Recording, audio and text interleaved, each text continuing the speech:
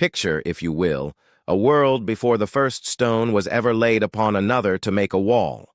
A world where the very concept of a boundary was as alien as the stars were familiar.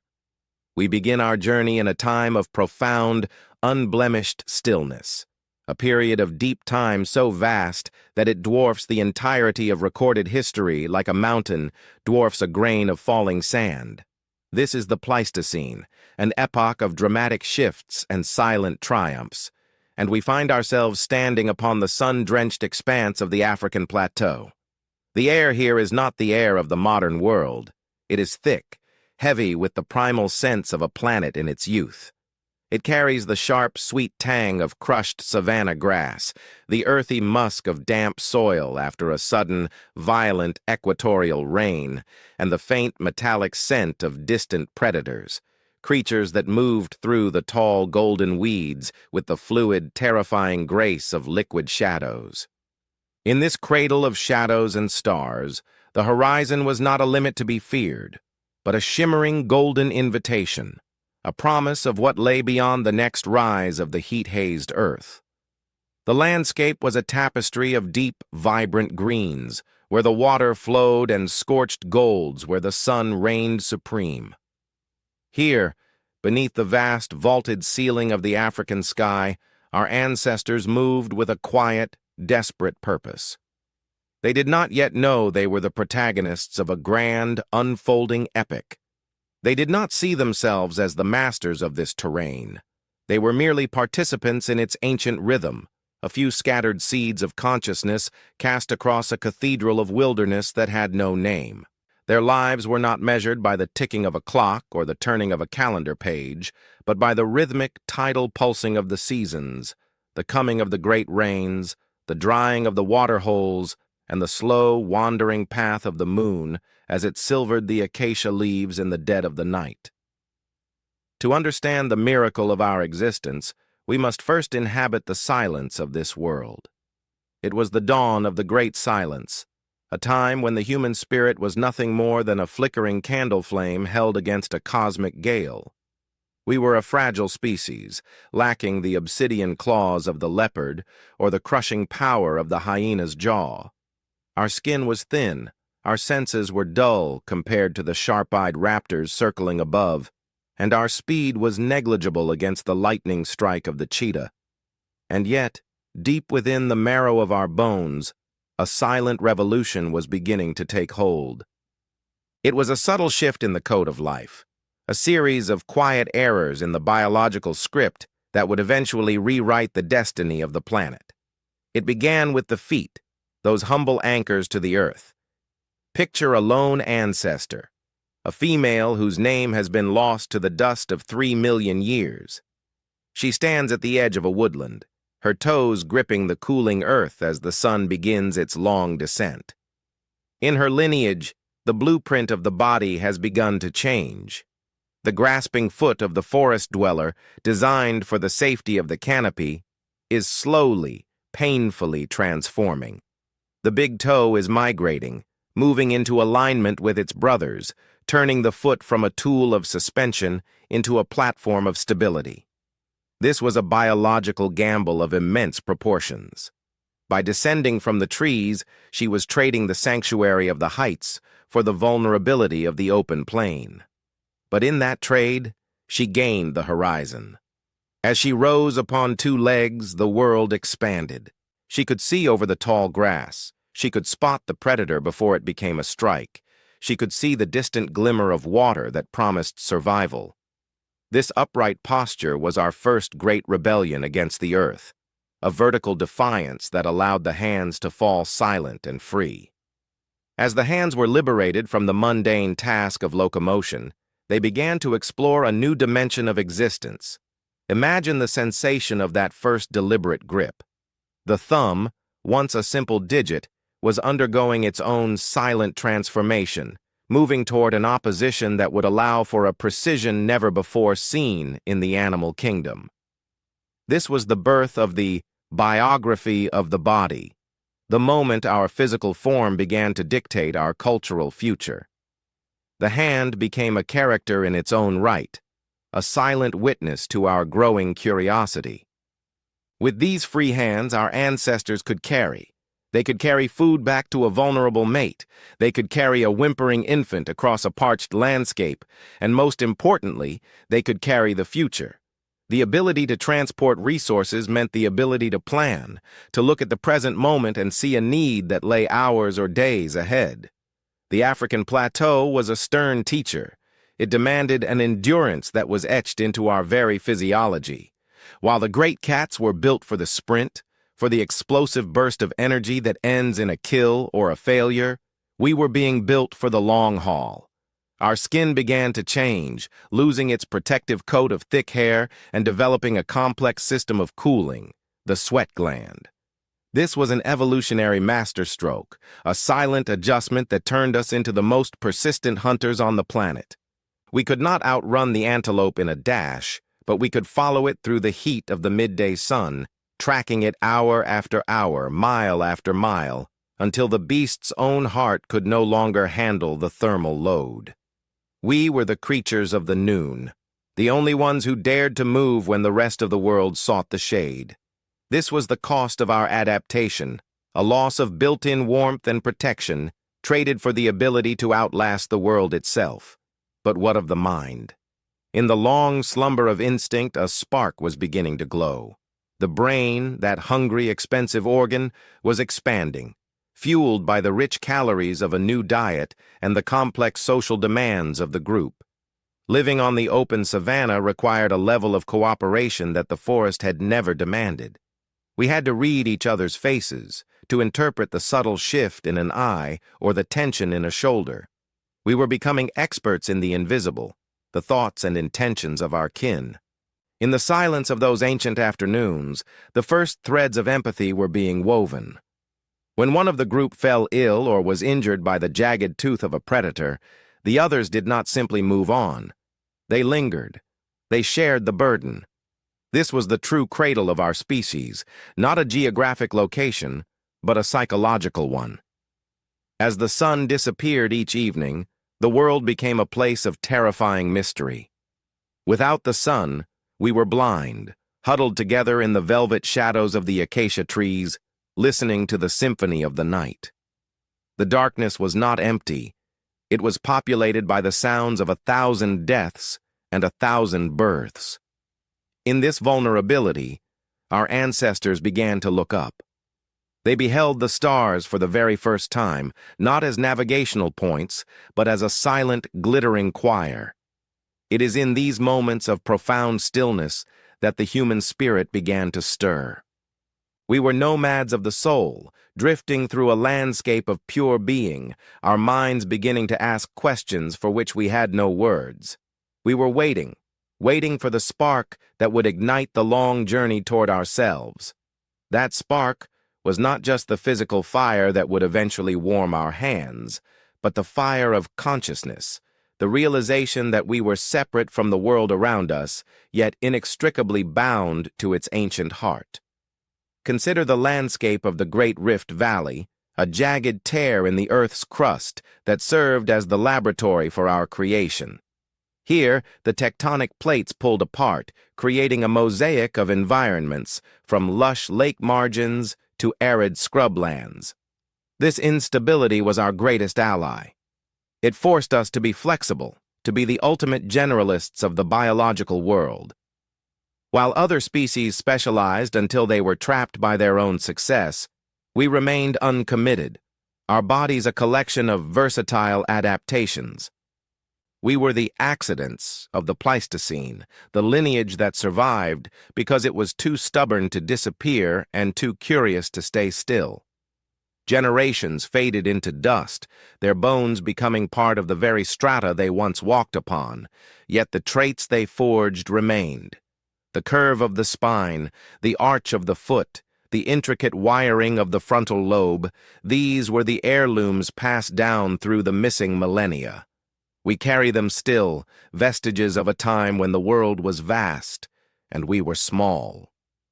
Each night, as you close your eyes and feel the rhythm of your breath, you are touching that ancient silence. You are the descendant of the few who stood their ground against the dark, who walked the scorching sands of the plateau, and who dared to look at the stars and see something more than light. We were the flickering candles in the cathedral of the wilderness, and the fire we lit in those shadows has never truly gone out. The transition from the deep greens of the forest to the scorched gold of the savanna was not merely a change in scenery, it was a fundamental restructuring of what it meant to be alive. Imagine the sensory overload of those first pioneers. The forest had been a world of verticality, of filtered light and damp smells, a place where the danger was often above or behind. The plateau was a world of horizontals, of blinding glare and the scent of dry earth. To survive here, our ancestors had to develop a new kind of spatial intelligence. They had to map the locations of distant fruit trees, the seasonal movement of the herds, and the hidden locations of precious water. This cognitive mapping was the precursor to all human knowledge, the ability to hold a map of the world inside the head. In this primal garden, the mind did not wake all at once. It was a slow, agonizingly beautiful process, like the blooming of a desert flower after a decade of drought. There were moments of profound terror when the musk of the predator was too close and the shelter of the trees too far. There were moments of exquisite relief when the first rains washed the dust from the air and the earth turned green almost overnight. And through it all, there was the constant nagging presence of the silent errors, the mutations. Perhaps a child was born with a slightly larger brain, requiring more food and a longer period of care. In a harsh world, this should have been a disadvantage. But because of the growing bond of the tribe, that child was protected. The vulnerability of the individual became the strength of the collective. As the eons pressed on, the silence of the genome began to hum with the possibilities of the future. We were no longer just animals reacting to the world. We were beginning to shape it, if only in the way we moved through it. We were the wanderers, the ones who didn't fit in the trees but hadn't yet claimed the earth. We lived in the tension between what we were and what we were becoming. Every night spent beneath the stars was a lesson in humility, and every day spent on the hunt was a lesson in perseverance. We were the silent witness to our own evolution, the biological equivalent of a poem being written one letter at a time over the course of 100,000 years. The Great Rift Valley offered more than just a home. It offered a challenge. The volcanic activity of the region created a constantly shifting jigsaw puzzle of resources. Obsidian and basalt were unearthed by the churning earth, providing the raw materials for the first technological leaps. But before the first stone was ever struck, the mind had to see the tool within the rock. This was the ultimate awakening, the ability to see not just what is, but what could be. To look at a jagged river cobble and imagine a sharp edge was to step across a threshold that no other creature had ever approached. It was the first act of human imagination, a mental leap that preceded the physical one. And so, we remained in that cradle, huddled in the velvet shadows of the acacia, our hearts beating in time with the ancient earth. We were few, we were fragile, and the world did not recognize us as its future masters. But the spark had been lit. The long slumber of instinct was over, and the dream of humanity had begun. As the moon traced its slow, wandering path across the African sky, the nomads of the soul waited. They waited for the fire, they waited for the word, and they waited for the journey that would take them out of the shadows and into the light of history. As we linger in this dawn of our existence, let us reflect on the immense weight of the time we have traversed.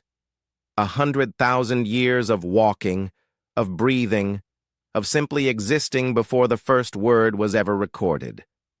This is the foundation of our house, the deep roots of our tree. We are not just the products of the last few thousand years of civilization. We are the children of the long silence, the heirs to a legacy of survival that was forged in the heat and the dark of the African plateau. The cradle of shadows and stars is not just a place in the past. It is a part of our current anatomy, a rhythm in our pulse, a shadow in our dreams. Think of the first mutation that allowed for the complex vocalizations we now call speech. It wasn't a sudden gift of eloquence. It was a minute change in the structure of the larynx, a subtle lowering of the throat that created a new resonance chamber. This was a dangerous adaptation, increasing the risk of choking, a biological cost for a future benefit we couldn't yet understand. For thousands of years, this silent error existed without a purpose, a latent potential waiting for the mind to catch up. Our ancestors moved through the world with a growing storm of thoughts inside them, but no way to let them out. They communicated through the touch of a hand, the tilt of a head, the shared silence of the campfire. The pressure of that unexpressed world must have been immense, a reservoir of stories and observations filling up behind a dam of physical limitation.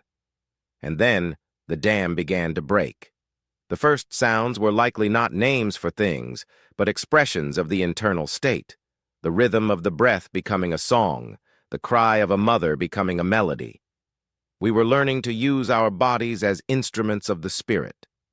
This was the sacred unveiling of our own origins, the moment the biological machine became a vessel for something transcendent. In the tall weeds of the savannah, amidst the scent of wild jasmine and the ever-present threat of the dark, the first human sounds rose into the air, joining the chorus of the insects and the wind. It was a fragile, lonely sound, but it was ours. We must also consider the role of the grandmother in this ancient world. Evolutionary theory suggests that the grandmother hypothesis played a crucial role in our survival. As our lifespans lengthened and our infants became more dependent, the presence of the post-reproductive female became a survival weapon.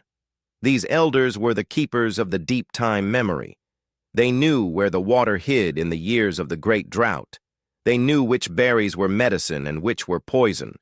They were the first historians, the first teachers, the first links in the chain of human culture. Their presence allowed the mothers to gather more calories and the children to survive the perils of infancy. In the long velvet shadows of the acacia, the grandmother's voice was the thread that bound the generations together, a whisper of wisdom in the cathedral of the wilderness. The missing 100,000 years were not a void. They were a training ground. We were being tested by the earth, stripped of our animal certainties and forced to rely on our wits and our kin. The ancient memory carved in bone is the story of that testing. It is the story of how we learned to be human before we knew what a human was. We were nomads of the soul, drifting through a landscape of pure being, each day a struggle, each night a miracle. We were the protagonists of a grand epic that had no audience, performing for the stars and the wind. But the world was changing. The climate, always a fickle god, was beginning to shift. The lush landscapes of Africa were drying out, the forests retreating, the deserts expanding. This pressure was the final catalyst. It pushed us out of the cradle and toward the edges of the world. We began to look at the distant mountains, not as barriers, but as gates. The invitation of the horizon became a necessity. We were about to leave the garden, carrying with us the sparks of fire, the tools of stone, and the burgeoning power of the word. We were no longer just seeds scattered across the landscape. We were a force of nature in our own right, ready to ignite the long journey toward the present. As we prepare to leave this first chapter of our story, let the rhythm of the Pleistocene sink into your mind. Feel the heat of the sun on your back, the grit of the sand between your toes, and the vast, cool silence of the African night. You are there, huddling with your kin, watching the moon rise over the acacia trees. You are part of that flickering candle in the dark. The journey ahead is long and filled with both wonder and terror. But you carry within you the strength of 100,000 years of survival. The stars are watching, and the earth is waiting. The dawn of the Great Awakening is almost here. In the silence of the genome, the final preparations are being made. The mutations have been selected, the adaptations have been tested, and the spirit has been forged in the fire of the savannah. We are the survivors. We are the dreamers. We are the heirs to the cradle of shadows and stars. As the light of the first chapter fades, let the peace of that ancient world wash over you. The long journey is just beginning, and the path is lit by the fire of our own collective memory. The air grows cooler now, the orange glow of the setting sun giving way to the deep violet of the dusk. The predators are beginning their evening chorus, a reminder that the world is still wild and we are still vulnerable. But we are no longer afraid of the dark in the way we once were. We have each other. We have the fire. And we have the beginning of a story that will one day reach the very stars we now contemplate. The cradle has done its work. The human spirit is awake, and it is time to walk into the future. As you drift closer to the shores of sleep, imagine the immense quiet of that world, a silence so deep you can hear the heartbeat of the earth itself. There are no engines, no voices of the city, no hum of electricity. There is only the wind in the grass, the crackle of the fire, and the steady rhythmic breathing of your tribe. You are safe. You are home. You are exactly where you were always meant to be, at the beginning of everything. The missing years are found within you, a sacred legacy that you carry into the dreams of the night. I have explored the depths of this first chapter with you, tracing the invisible lines of our origin through the dust and the stars. We have walked the African plateau, felt the first stirrings of the hand and the mind, and stood in the presence of the great silence. But this is only the first movement of our symphony.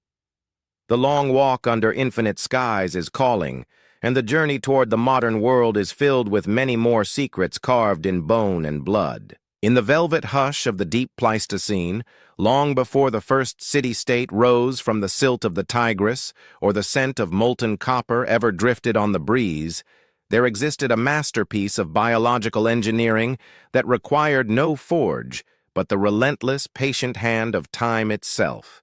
Picture, if you will, the great Rift Valley under the weight of a heavy, golden afternoon. The air is thick with the musk of parched earth and the dry, rhythmic clicking of cicadas, a sound that has remained unchanged for millions of years.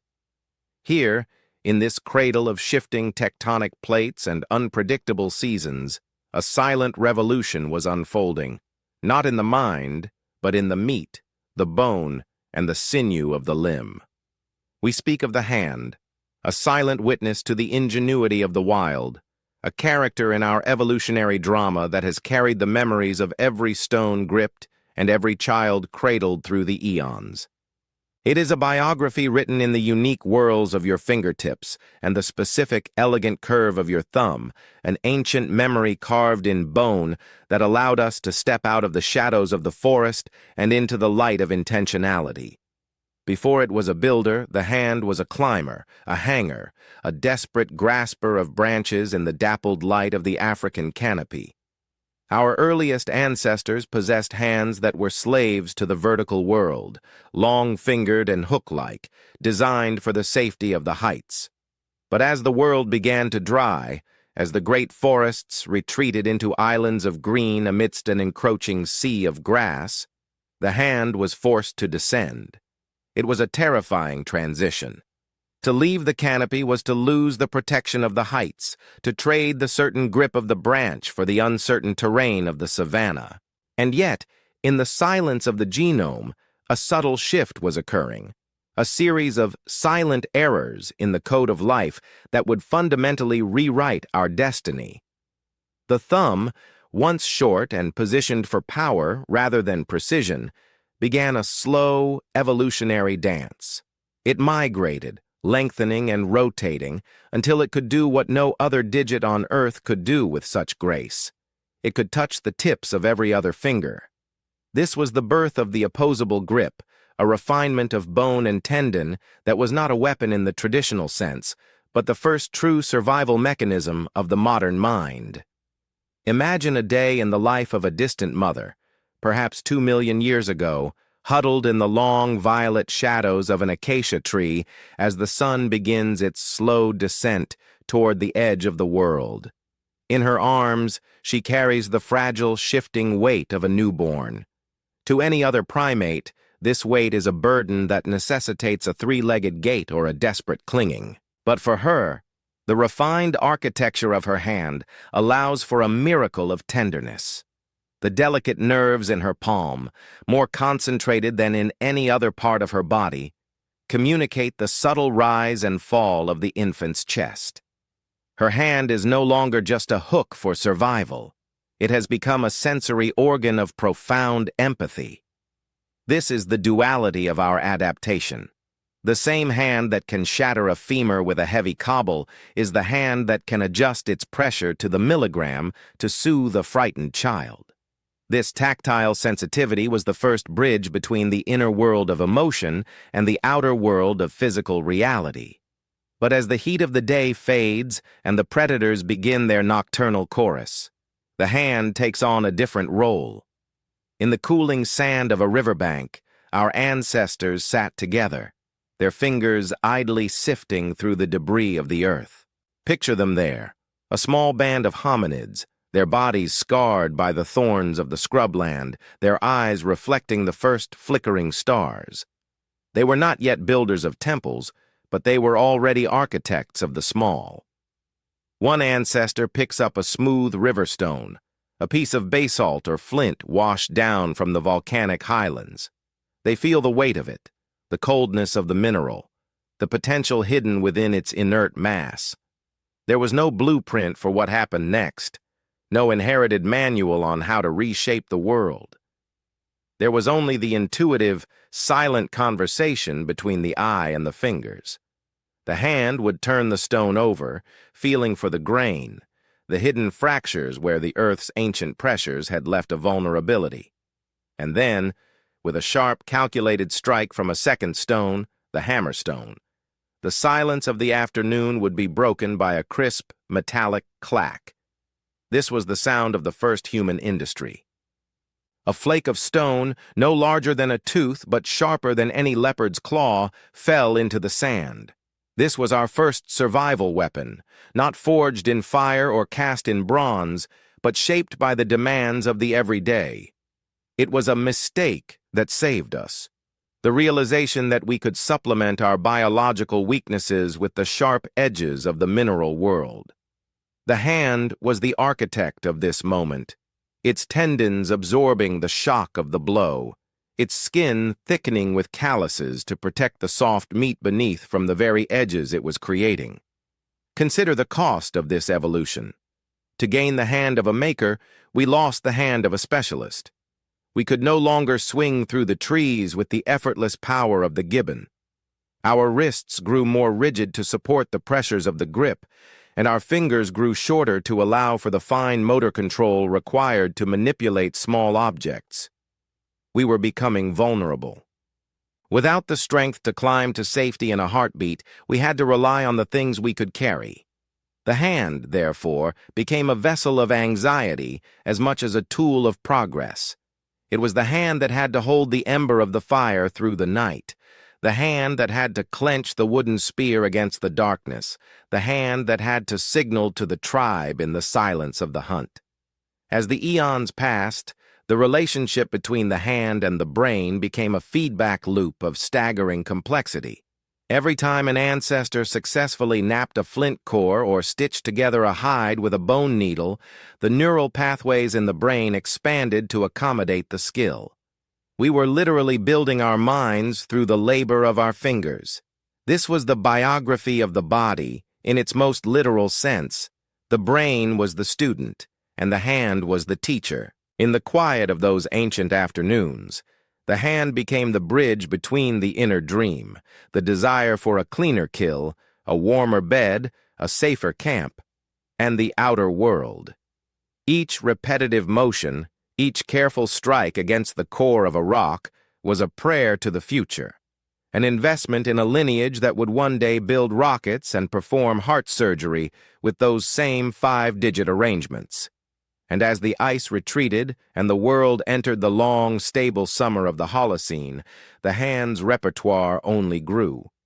In the wetlands of Doggerland, now lost beneath the gray waves of the North Sea, our ancestors used their hands to weave the first nets.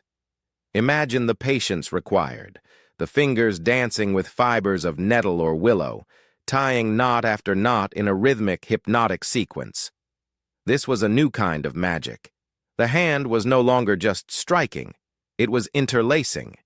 It was creating a grid, a pattern that could trap the bounty of the sea. The crunch of the frost underfoot and the smell of wood smoke from the hearth provided the backdrop for this quiet labor.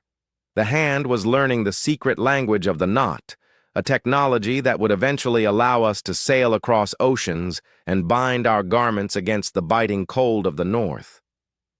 But let us not forget the Neanderthals, our cousins in the deep time of the Pleistocene. Their hands were different, more robust, with wider fingertips and a grip that favored power over the delicate precision we possess. They were the masters of the heavy thrust, the forceful strike. Their bones tell a story of a life of immense physical struggle, of wrestling with the great beasts of the tundra. Yet even they left behind the marks of the hand's grace, the ochre-stained handprints on the walls of Spanish caves, the delicate carving of a mammoth ivory bead. They, too, felt the weight of the stone and the warmth of the child. Their hands, like ours, were silent witnesses to the beauty of a world that was as cruel as it was magnificent. When we look at our own hands today, we are looking at the survivors of that great divergent path. Our hands are the ones that learned to hold the needle, the brush, and the pen. The transition from the Stone Age to the dawn of civilization was not a leap, but a slow, steady climb, led by the fingertips. In the Neolithic Revolution, the hand found a new partner, the soil. The same fingers that had once knapped flint now learned to cradle seeds, to press them into the moist earth of the river valleys. This was a new kind of intimacy with the planet. The hand was no longer just taking from the wild. It was nurturing. It was feeling the texture of the grain, the dryness of the earth, the coming of the floods. This was the era where the hand began to carve our names into the skin of the planet. We built the first permanent dwellings, our palms smoothing the mud brick walls, our fingers weaving the thatch of the roofs. We were no longer nomads of the soul. We were becoming residents of the earth. Yet deep within the marrow, the hand remembers the savanna. Even now, in our world of glass and silicon, the hand seeks the ancient textures. Why do we find peace in the smooth surface of a river stone? Why does the act of gardening or woodworking feel like a homecoming? It is because the hand is restless in a world of flat screens and frictionless surfaces. It craves the resistance of the wood, the grit of the stone, the tactile reality that shaped us for 100,000 years. Our modern ailments, the repetitive strains, the carpal tunnels, are the protests of a biological masterpiece forced into a world it did not design. The hand was built for the variety of the wild, for the unpredictability of the grip, not for the endless monotonous clicking of the digital age. Picture again that ancient campfire, the smell of charred meat and the low murmur of a language still in its infancy. An elder sits by the flames, showing a young boy how to find the strike point on a piece of obsidian. The elder's hands are a map of a lifetime's labor, scarred, gnarled, but incredibly sure. He doesn't speak much. He doesn't need to. The hand communicates the lesson through the shared weight of the stone. The boy's smaller, softer hand reaches out, mirroring the grip of the elder. This is the true transmission of human culture, not through books or screens, but through the physical inheritance of the craft. In that moment, the past and the future meet in the touch of a stone. As you drift toward the edge of sleep, consider the miracle that you carry at the end of your arms. Your hands are the descendants of those first desperate graspers, the heirs to the silent errors that gave us the thumb, the survivors of the Ice Age winters and the scorching African summers. They are the tools that built the pyramids, painted the Sistine Chapel, and typed the words that define our lives. They are the silent witnesses to your own history, the hands that held your parents, the hands that will one day hold the future. Feel the weight of them resting on your sheets, the subtle pulse of blood through the fingertips, the same blood that flowed through the ancestors of the Great Rift Valley. You are a part of a continuous, elegant thread of biological history, a story of survival and ingenuity that is still being written. The hand is our first and final weapon, our most intimate friend, and our most profound connection to the natural world. It is the architect of everything we see around us, the bridge between the dreaming mind and the solid earth. As the darkness of the night settles over you, let the memory of the stone and the fire bring you peace. You are holding the legacy of the eons in your palms. The journey of the hand is your journey, a slow, poetic walk through the deep time of our species, toward a future we are still crafting, one grip at a time. Generations faded into dust, their campfires long extinguished, and their names forgotten by the wind, yet the trait remained. The hand survived the fall of empires and the rise of new gods, unchanged in its fundamental architecture. It remains the most versatile instrument in the known universe, a testament to the power of small, incremental changes over vast stretches of time. We were not yet builders of cities, but we were already architects of the small, crafting the humble instruments, the scrapers, the needles, the hooks, that would eventually carve our names into the very skin of the planet. And as you close your eyes, perhaps you can feel the ghost of that first river stone, cool and heavy, resting in your palm, a silent promise from the ancestors that you, too, have the power to shape the world.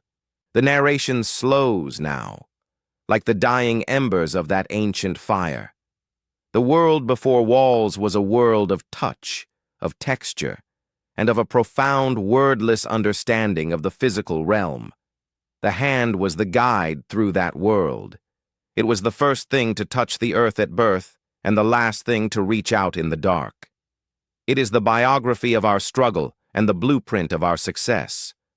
Rest now, knowing that the silent architect is at peace, its long evolutionary dance having brought you safely to this moment under the same stars that watched over the first makers in the cradle of the world. In the velvet hush of the deep Pleistocene, the world was a theater of shadow and absolute, predatory cold. To be alive was to be a creature of the margins, a being whose existence was dictated by the harsh, uncompromising arc of the sun. When that sun dipped beneath the jagged horizon of the African plateau, the world did not merely grow dark, it grew hungry. The night was a physical presence, thick with the scent of damp earth and the terrifying liquid silence of the great cats. For millions of years, our ancestors, those fragile, upright dreamers, huddled in the hollows of trees or the cold clefts of rocks, their hearts beating in a frantic staccato rhythm against the terrifying unknown. But there came a night, lost now to the mists of deep time and the erosion of memory, when the terror of the dark was finally, irrevocably tamed. It did not begin with a discovery of the mind, but with a gift from the sky. A scorched limb from a lightning-struck tree, a piece of the sun brought down to earth, flickering and hungry, yet promising a warmth that the stars could never provide.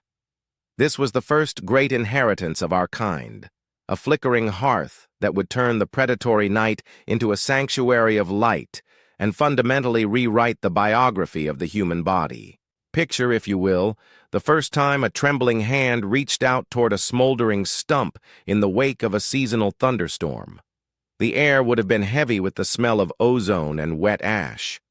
This was a moment of supreme evolutionary duality, a choice between the ancestral instinct to flee from the red flower and the nascent curiosity that whispered of its power. This fire was a living character, a fickle hearth god that demanded a tribute of dry wood and constant attention. In the silence of the genome, this encounter triggered a cascade of changes. We often think of evolution as a slow crawl of bone and muscle, but the taming of fire was an external mutation, a technological organ that existed outside the body, yet dictated its internal development. As the first embers were carried back to the camp, sheltered from the wind by calloused palms, the very chemistry of our survival began to shift. The fire was our first survival weapon, not forged for the strike, but for the shield. With the establishment of the permanent hearth, the harsh edges of survival began to soften in a way that had never been possible in the long eons of the primate past. The heat of the coals did more than merely warm the skin. It began to transform the very fuel of our lives. Before the fire, our ancestors spent the vast majority of their waking hours in the exhausting labor of chewing. Raw, fibrous tubers and tough, sinewy meats required a massive investment of energy to break down, an anatomical cost that demanded large jaws, powerful chewing muscles, and a digestive tract of immense length. The body was a slave to its gut. But as the first chunks of gazelle or the first wild yams were dropped into the glowing embers, a miracle of chemistry occurred. The heat broke down the tough collagen and cellulose, pre-digesting the food before it even touched our lips. This was a silent revolution in the code of life. Because the fire did the work of the teeth and the stomach, the body was suddenly granted a surplus of energy. In the economy of evolution, energy is the only true currency, and for the first time, we had a wealth of it. This surplus was redirected from the gut to the brain. Over thousands of generations, the digestive tract shortened, the massive jaw muscles receded, and the cranium expanded to house a mind that was increasingly hungry for more than just calories. The fire, then, was the silent architect of the human face, softening our features, bringing our eyes forward into a gaze that was no longer just about spotting predators, but about reading the nuances of the tribe. We were trading the raw power of the beast for the sophisticated energy of the thinker. As the flames licked the air in the deepening twilight, the circle of the tribe drew closer. This was the birth of the shared experience, the moment when we moved from being a collection of individuals to a community of souls. Around the fire, the barriers of the individual began to melt. In the daylight, we were scattered, some gathering, some hunting, some watching the horizon, but the fire acted as a magnetic north, drawing us back to a single point of warmth. In this hallowed space of the firelight, we learned the most difficult lesson of all. We learned to linger. We learned to wait. In the wild, to sit still is to invite death. But within the protective amber glow of the hearth, we found the gift of time. These were the evening hours, those precious moments between the hunt and the dream, where nothing was required but to be together. Imagine the sensory tapestry of such a night. The rhythmic crunch of the dry savanna grass beneath a returning hunter, the sharp aromatic scent of cedar or acacia wood taking flame, and the low guttering sound of the fire as it settled into a deep orange pulse. The orange glow reflected in eyes that were beginning to see more than just the physical world. In the flickering shadows cast upon the cave walls or the surrounding trees, the mind began to play. We saw the shapes of the beasts we had hunted. We saw the faces of the ancestors who had passed into the dark. The fire provided the light for the first theater, the first temple, and the first school. It was here, in the long, slow hours of the Pleistocene night, that the first threads of language were likely spun, not as a tool for direction, but as a way to share the interior landscape that the fire had revealed.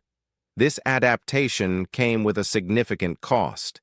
By tethering ourselves to the fire, we became vulnerable to its absence. We lost the thick, insulating body hair of our cousins, the great apes, because the fire provided an artificial climate. We became creatures of the hearth, our survival now dependent on a resource we had to create and maintain. If the fire went out in the middle of a glacial winter or during a torrential downpour in the Great Rift Valley, the consequences were catastrophic. We had made a pact with the flame. It would give us the world, but it would demand our eternal vigilance. This was the biography of the body, as a history of dependency, a vulnerability that forced us to become even more social, even more cooperative. A lone human could not keep a fire alive through a storm, but a tribe could. The fire also changed the way we slept. Before the hearth, sleep was a shallow, fractured thing, taken in the high branches or in the terrified huddle of the dark, always with one ear tuned to the snap of a twig. But the fire pushed the predators back.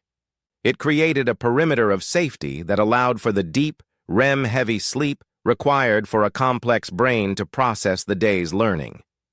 In the sanctuary of the firelight, we began to dream with an intensity that reshaped our consciousness. The dreams were no longer just flashes of instinct. They became narratives, rehearsals for the hunt, and visitations from the spirit world.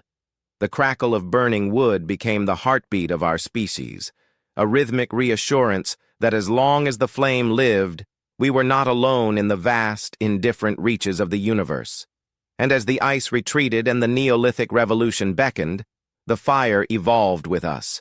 It moved from the open hearth to the oven and the kiln. We learned that fire could not only transform food, but also the earth itself. We began to bake the clay, to smelt the ore, to forge the very tools that would eventually build our cities. But even as we moved into houses of stone and glass, the primal pull of the flame remained. Generations faded into dust, yet the trait remained, that deep ancestral peace we feel when staring into a campfire, the way our breathing slows and our pupils dilate. It is a biological memory of the time when the fire was our only shield against the night. The fire was a silent accident that rewrote our destiny. Had that lightning strike not occurred, or had that first ancestor lacked the courage to reach into the heat, we might still be huddling in the trees, our lives dictated by the raw, unyielding power of the wild. But we chose the flame. We chose the warmth and the light. And in doing so, we chose the path of the human. We became the masters of the red flower, the only creatures on this planet who can carry the sun in our hands. As the night deepens around you, let the image of that first ancient hearth settle in your mind. Feel the phantom warmth on your face, the same warmth that comforted the nomads of the soul 100,000 years ago. The fire is still there, burning in the hearth of your own biology, a gift passed down through the eons from a time when the dark was a monster we had finally learned to tame. You are the heir to that first light, a traveler in the long, slow epic of the human spirit. The firelight flickers, the tribe is close, and the night, for all its vastness, is no longer a place of fear. In the deep, silvered silence of the Pleistocene, where the glaciers carved their slow, agonizing paths across the northern reaches, and the African savanna exhaled the day's heat into a canopy of infinite stars, a miracle was transpiring in the dark. It was a change more profound than the sharpening of a spear or the taming of a flame. Deep within the folded electric corridors of the brain, a silent error in the code of life was beginning to bloom. This was not a change you could see in the curve of a bone or the strength of a tendon, yet it would become the most powerful survival weapon ever forged in the crucible of evolution. It was the birth of the internal mirror, the moment the light of consciousness turned inward, illuminating the vast, uncharted territory of the self. Picture, if you will, a world that was lived entirely in the present, a world of pure instinct and immediate reaction, and then imagine the very first time a creature paused to ask, not what is that, but who am I? The world before this awakening was a landscape of pure being. To our earliest ancestors, the environment was a series of external signals, the scent of rain, the snap of a dry twig under a predator's weight, the sweetness of a ripening fig. There was no eye to receive these signals, only a biological machine finely tuned to the frequency of survival. But as the brain expanded, fueled by the rich fats of the hunt and the social complexities of the hearth, the neural architecture began to rewire itself in a desperate, beautiful tangle. A new passenger was boarding the vessel of the human form, the self. This was the dawn of self-awareness, a biological threshold that once crossed could never be uncrossed. It was as if a thick mist had suddenly lifted from a mirror, revealing for the very first time the face of the one who looked. Imagine a morning in the Great Rift Valley, perhaps 70,000 years ago. A young man, his skin coated in the fine red dust of the plains, kneels at the edge of a volcanic pool. The water is still, a dark glass reflecting the obsidian sky of the early hour. For millions of years, his predecessors had visited such pools, seeing only the water to quench their thirst or the ripple of a lungfish. If they saw a reflection, they reacted as a leopard might, with a hiss of aggression or a disinterested glance at a stranger. But this morning is different. As he leans down, the water settles, and he catches the gaze of the figure beneath the surface. He pauses. He touches his own cheek, and the figure in the water mimics the gesture with haunting precision. In that heartbeat, the internal mirror is polished to a shine. He realizes with a jolt of terrifying clarity that the creature staring back is not a rival, nor a ghost, but himself. He has discovered the I. This realization was the most profound adaptation in the history of the body, but it came with a staggering evolutionary cost. To know oneself is to know one's own limits. To possess a self is to possess the knowledge of that self's eventual end. The internal mirror brought with it the heavy, beautiful burden of consciousness, the awareness of time, the sting of memory, and the shadow of the future. While the rest of the wild lived in the eternal now, we were suddenly cast into the stream of history. We began to carry the weight of yesterday's failures and the anxiety of tomorrow's hunger. The biography of the body was no longer just a record of physical endurance. It became a psychological epic, a history of hopes, fears, and the desperate need for meaning. As the sun dipped below the edge of the world and the tribe gathered around the dying embers of the fire, a new sound began to fill the silence. It was not a sound that could be heard by the ears of the leopard or the owl. It was the internal monologue, the endless, flickering stream of thought that defines our waking lives. In the quiet of the night, as the wood smoke curled toward the stars, our ancestors began to hear a voice that did not come from the wind or the trees. It was the silent passenger speaking to itself, narrating the events of the day, questioning the motives of the group, and wondering at the vastness of the overhead void. This was the birth of the soul as a character in the human story, a silent witness that sat behind the eyes and watched the world with a mixture of wonder and dread. We began to realize that we were separate from the world, yet inextricably bound to it. This realization brought with it a profound, primal sense of loneliness. For the first time, an animal felt the gap between its own mind and the mind of its companion. Imagine a mother looking at her child in the firelight. Before the mirror was polished, the child was an extension of her own biological drive, a being to be fed, protected, and taught. But now, she looks into the child's eyes and wonders, what is happening in there? Does he see the same moon I see? Does he feel the same cold ache of the winter? The gap between I and thou became a chasm that we have spent the rest of our history trying to bridge. This was the birth of empathy, not as a simple instinct, but as a conscious, imaginative act of reaching across the void to find another self. In the silence of those ancient nights, we became nomads of the spirit.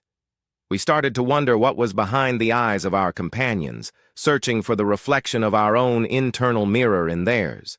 We were no longer just a pack. We were a collection of mysteries. This need to bridge the gap drove the development of language from a series of survival signals into a tool for the soul. We needed words not just to say, "There is a lion," but to say, "I am afraid." We needed symbols to express the weight of the stars and the fleeting nature of the day. Every bead carved from a shell, every line of ochre drawn on a cave wall, was a desperate message sent across the chasm of the self, a way of saying, "I am here, and I am like you." The biological wonder of this transition cannot be overstated. It was an ancient accident that rewrote our destiny. Scientists might speak of the expansion of the prefrontal cortex or the development of von Economo neurons, those long, elegant cells that allow for rapid communication across the social brain. But to our ancestors, it was a sacred unveiling. They were waking up in a world they had inhabited for eons, seeing it for the first time as a place of symbols and stories. The crunch of snow under a hunter's foot in the frozen tundras of Doggerland was no longer just a sensory detail. It was a rhythmic reminder of his own movement through time. The smell of wood smoke was no longer just a signal of warmth. It was the scent of home, an idea that could only exist for a creature with a self to return to. Consider the evolutionary duality of this trait: survival versus vulnerability. The internal mirror allowed us to plan with unprecedented complexity. We could simulate the future in our minds, rehearsing the hunt before the first spear was thrown. We could learn from the mistakes of the past without having to repeat them. This gave us a massive advantage over our cousins, the Neanderthals, whose internal mirrors may have been shaped differently, perhaps more focused on the immediate physical reality of the harsh glacial world. Our mirrors were wide and deep, capable of reflecting not just what was, but what could be. Yet this same capacity for simulation made us vulnerable to ghosts of our own making. We became the only species that could suffer from an imagined threat, the only ones who could be paralyzed by the memory of a loss that occurred years before. As the eons pressed on, the internal mirror became the architect of our social world. We began to build hierarchies not just of strength, but of character and wisdom. We began to bury our dead with a new kind of reverence, placing flowers or stone tools in the earth with the departed. This was the ultimate proof of the mirror's power. We could no longer accept that a self as vibrant and vocal as our own could simply vanish into the dust. We projected the I into the afterlife, creating the first religions as a way to soothe the loneliness of consciousness. We populated the trees, the rivers, and the mountains with spirits, seeing the reflection of our own agency in the movements of the natural world. The missing 100,000 years were the era when the human mind was populating the universe with its own image. Generations faded into dust, yet the trait remained, growing more refined with every passing century. By the time of the Neolithic Revolution, when we began to settle in the great river valleys and sow the first seeds of civilization, the internal mirror was the engine of our progress. We were no longer just surviving the environment, we were imposing our internal dreams upon it. We built houses because we had a concept of privacy. We created laws because we had a concept of justice. We wrote poems because the internal monologue had become too loud to keep inside. The I had become a we, a collective consciousness that would eventually build empires and reach for the stars. But deep within the marrow, the ancient loneliness remains. Even today, in our world of constant connection and digital echoes, we still feel the weight of the internal mirror. We still look into the eyes of our loved ones and wonder if we are truly seen. We still sit in the silence of the night, listening to that voice that began in the Pleistocene, the one that asks why we are here and where we are going. We are the inheritors of that first jolt of clarity at the volcanic pool. Our modern lives are a complex dance around that central ancient mystery of the self. Picture a day in the life of a woman in the late Paleolithic. She is sitting in the mouth of a cave as a summer storm rolls across the valley. The air is electric, smelling of ozone and wet stone. She is weaving a basket, her hands moving with the grace of the silent architect we explored before. But her mind is elsewhere. She is remembering her grandmother, the one who taught her the weave, who is now a memory held in the amber of her thoughts. She feels a sudden, sharp pang of grief, followed by a strange sense of gratitude. She realizes that as long as she holds the memory, her grandmother is still part of the mirror. She smiles to herself, a secret gesture in the dark. This is the triumph of the internal mirror, the ability to defy death through the power of the internal monologue. She is not just a biological unit, she is a keeper of stories. As the ice retreated for the final time and the world warmed into the Holocene, the internal mirror began to reflect a new kind of reality, the beauty of the abstract. We began to see patterns in the stars that had nothing to do with navigation and everything to do with myth. We began to see beauty in the symmetry of a hand axe, refining its shape far beyond what was necessary for function. We were becoming artists of the internal world. The biography of the body was now a biography of the soul. We were the first creatures to experience the sublime, that mixture of awe and terror that comes from realizing how small the I is in the face of the infinite. The transition from instinct to self-awareness was not a single moment, but a long, slow awakening, like the sun rising over the edge of the savannah. There were many nights of confusion, many generations where the internal voice was mistaken for the whispers of gods or demons. But eventually, the mirror became clear. We learned to trust the I. We learned that the internal mirror was not just a passenger, but the pilot of our destiny. And yet, we never lost the connection to the primal world.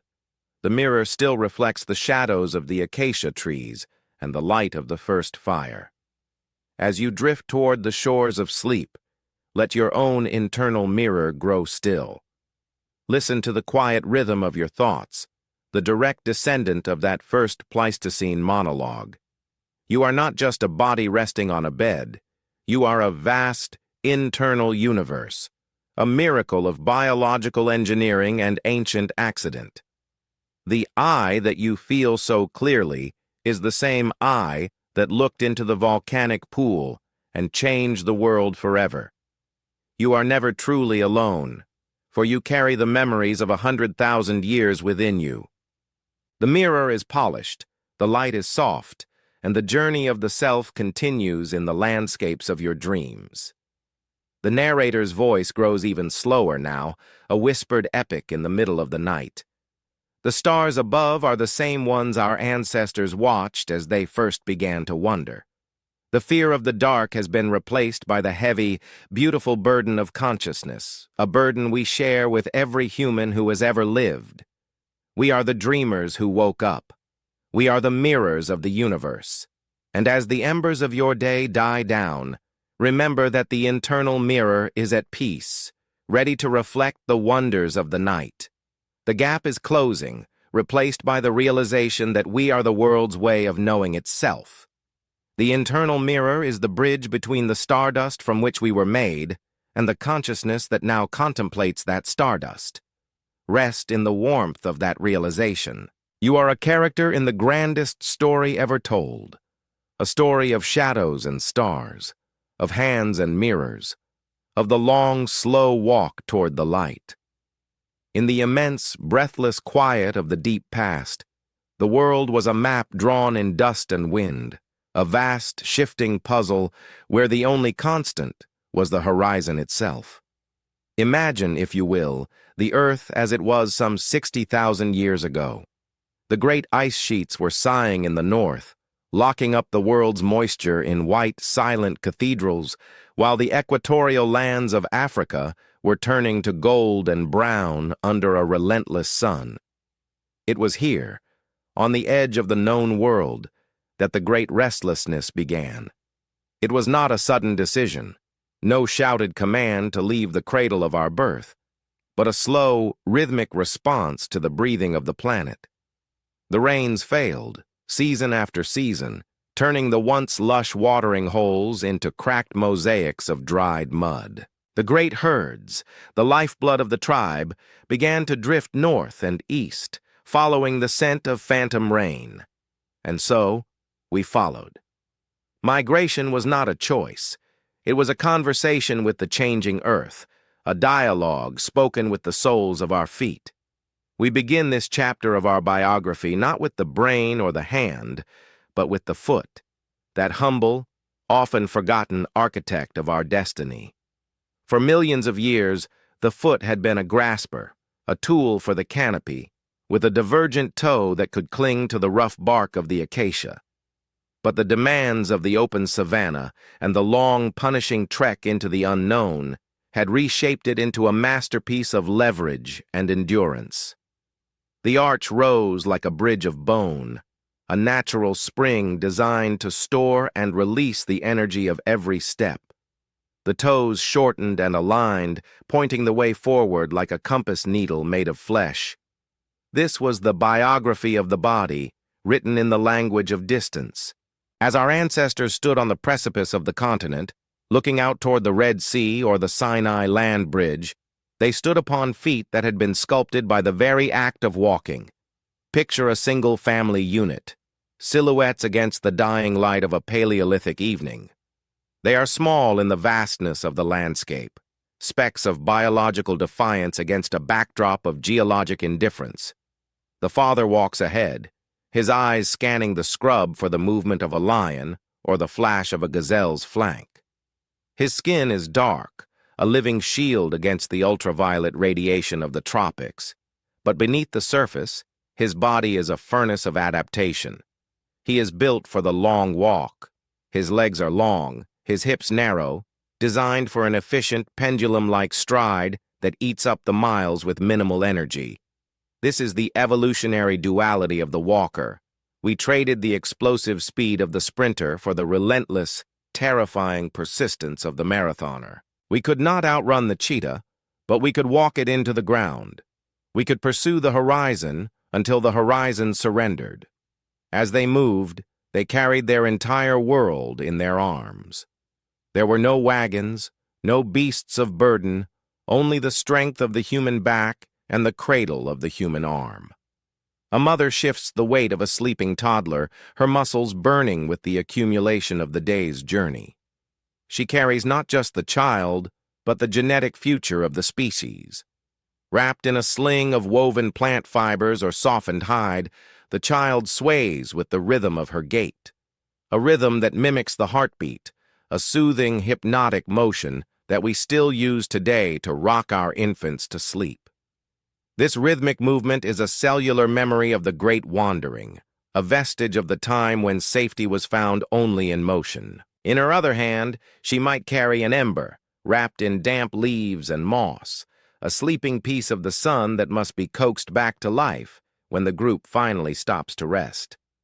The journey took them across the land bridges of forgotten continents, ephemeral highways revealed by the lower sea levels of the Ice Age.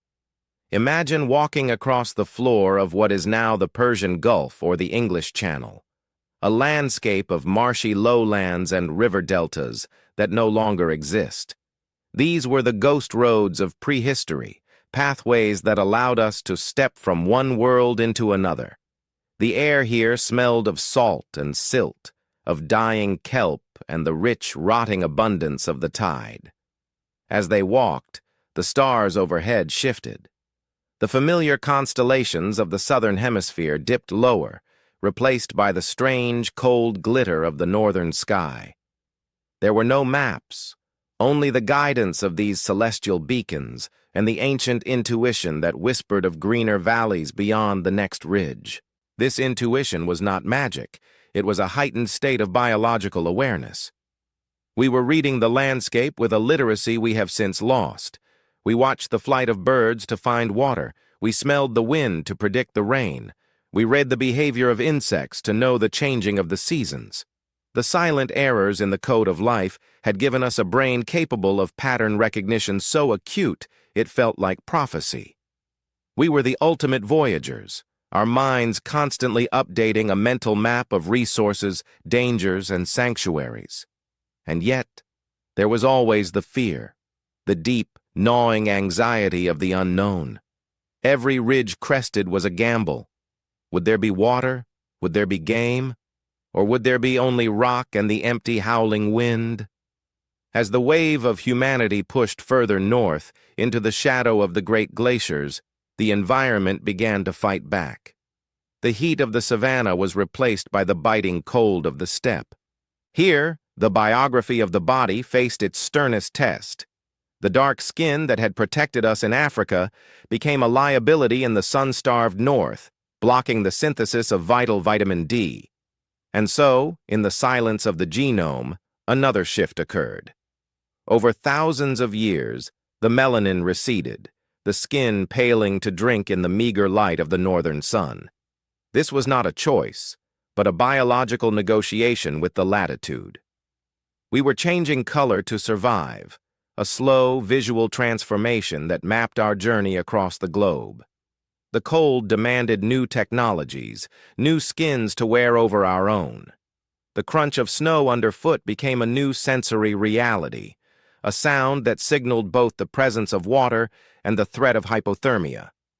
We learned to steal the warmth of other creatures, the thick, shaggy pelt of the wolf, the dense fur of the bear. These became our second skin. Imagine the sensation of draping a heavy, uncured hide over your shoulders for the first time, feeling the residual warmth of the animal, the smell of musk and fat enveloping you. It was a gruesome necessity, a transfer of life force from the hunted to the hunter. We became shapeshifters, wearing the faces of the beasts we respected and feared, blurring the line between human and animal in the struggle against the ice. But it was not just the cold, it was the isolation. As the tribes splintered and spread, moving into the isolated valleys of the Caucasus or the vast plains of Siberia, the silence grew deeper. The conversation with the earth became a lonely monologue. Small bands of 20 or 30 individuals might walk for months without seeing another human face. In this solitude, the bond within the group became unbreakable. To be cast out was a death sentence. The campfire became the center of the universe, the only point of light in a world of crushing darkness. Here, the stories of the journey were told and retold, becoming myths. The mountain they had crossed 3 generations ago became the back of a sleeping god. The river that had drowned a cousin became a serpent of the underworld.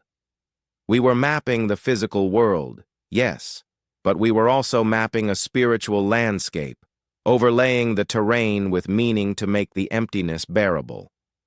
The day in the life of a migrant during this era was a cycle of relentless physical exertion. Wake before dawn, the cold seeping into the marrow of the bones. Huddle together to share the last warmth of the sleeping furs. Eat a meager ration of dried meat or frozen berries. And then, walk. Walk until the sun is high and pale in the sky.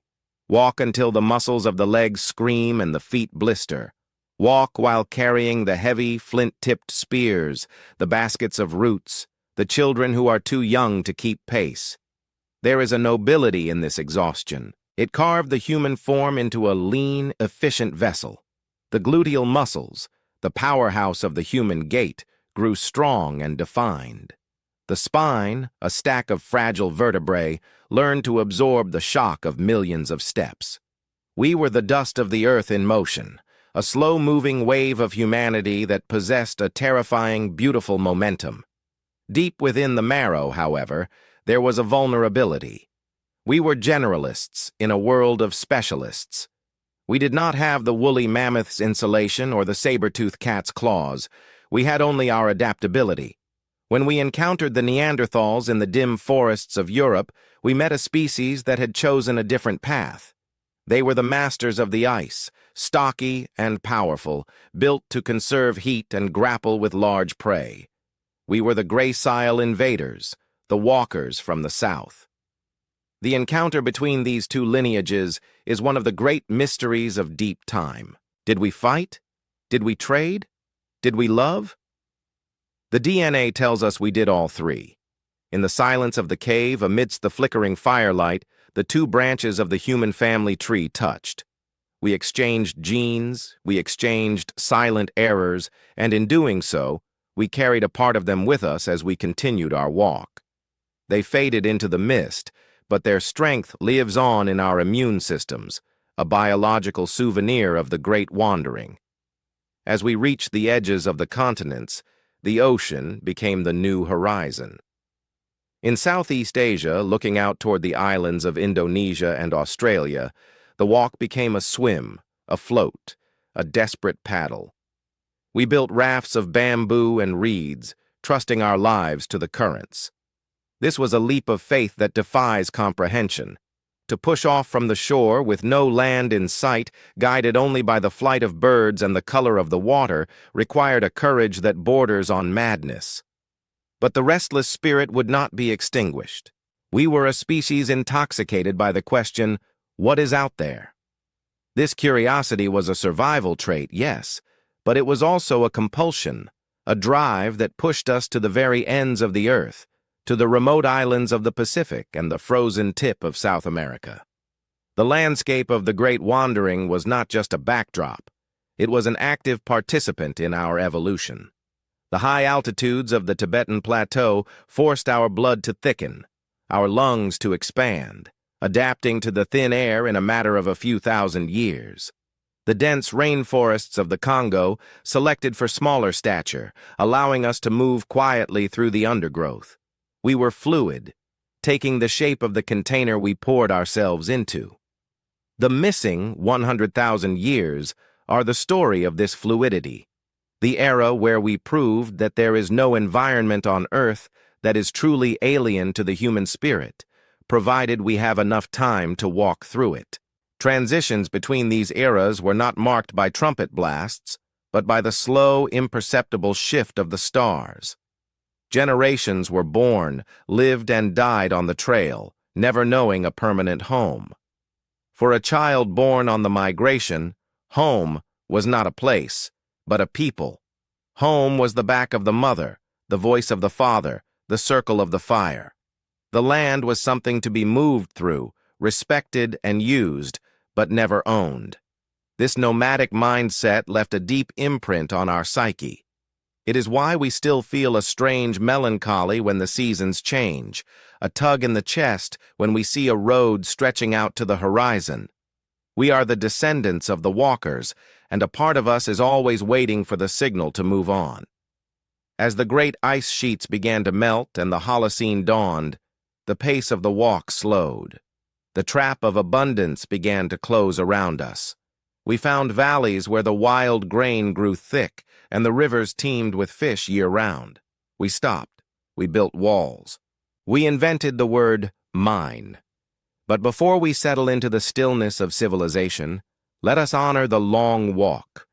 Let us remember the calloused feet that mapped the geography of the unknown. Let us remember the mothers who carried the future in their arms across the frozen bridges of the world. They left nothing behind but the faint, fading prints of their passage in the silt, prints that were washed away by the next tide, leaving no monument but us. We are the monument. We are the destination they were walking toward. In the quiet of your own room, as you lie still, feel the twitch in your legs, the phantom memory of the trail. Your body is built for motion.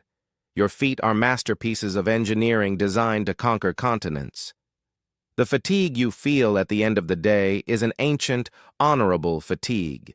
It is the echo of the exhaustion felt by the ancestor who crested the final ridge and saw for the first time the shimmering expanse of a new ocean. The infinite skies they walked under are the same skies that watch over you now. The stars have shifted, but the silence between them remains the same. And as the sun sets on the epoch of the wanderer, a new challenge arises. The world is full. There are no more empty horizons, no more unmapped valleys. The energy that once drove us across land bridges must now turn inward or upward. But the lesson of the walk remains. Survival is not about standing still. It is about the courage to take the next step, even when the ground is uncertain, even when the destination is unknown. We are the dust of the earth in motion, and as long as we keep moving, the story continues. The wind dies down now, the howling gale of the Ice Age fading into the gentle breeze of the interglacial spring. The fire burns low, and the tribe sleeps, their breathing synchronized with the slow rotation of the planet. The walk is over for tonight, but the dream of the horizon never truly ends. Rest now, traveler. The path will be there when you wake. The world did not end with fire, as the prophecies of later ages would claim, but with a silence so profound it seemed to swallow the very sound of the wind.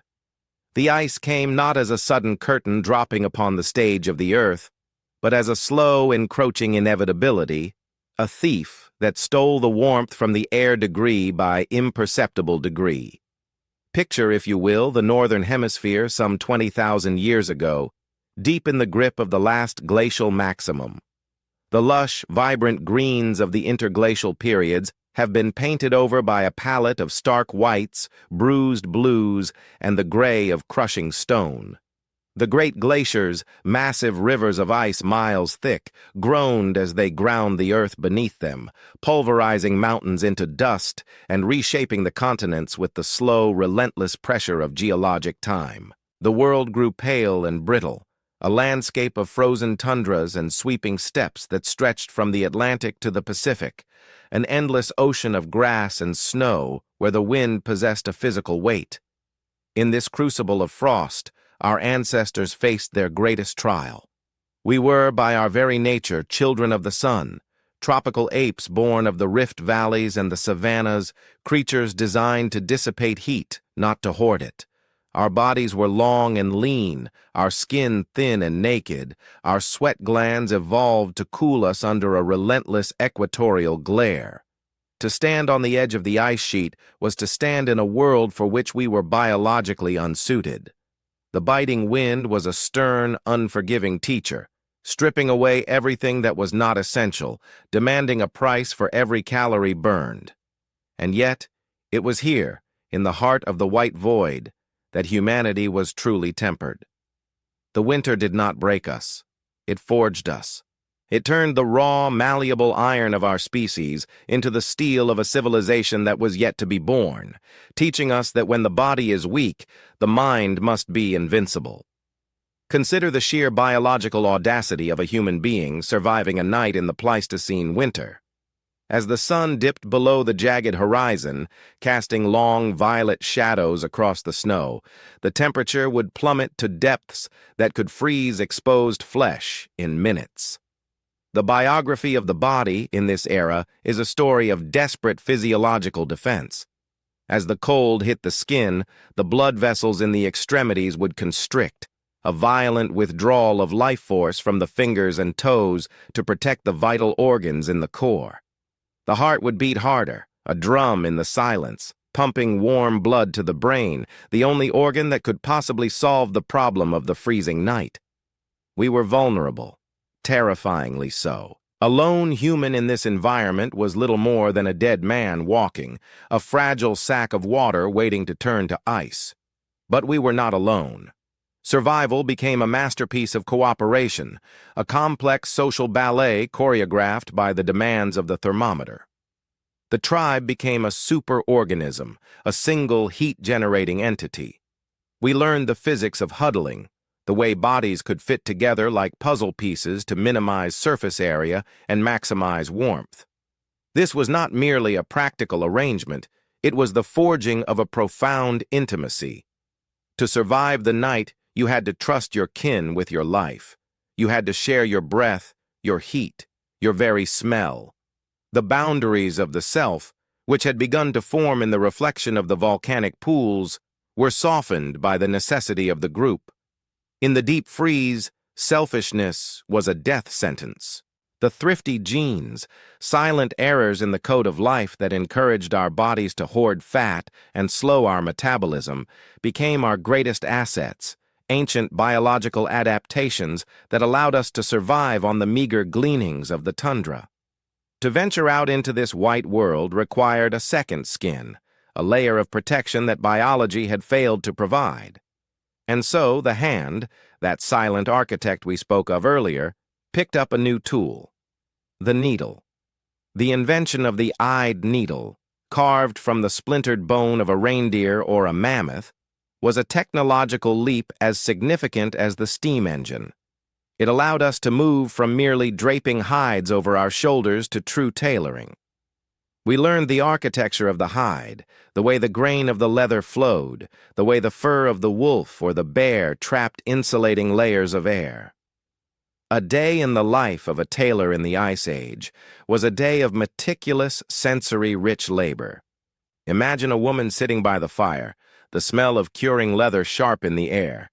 She pierces the tough hide with an awl, then threads the sinew through with the bone needle, stitching together a pair of trousers or a parka with a hood. This was not fashion. It was survival engineering.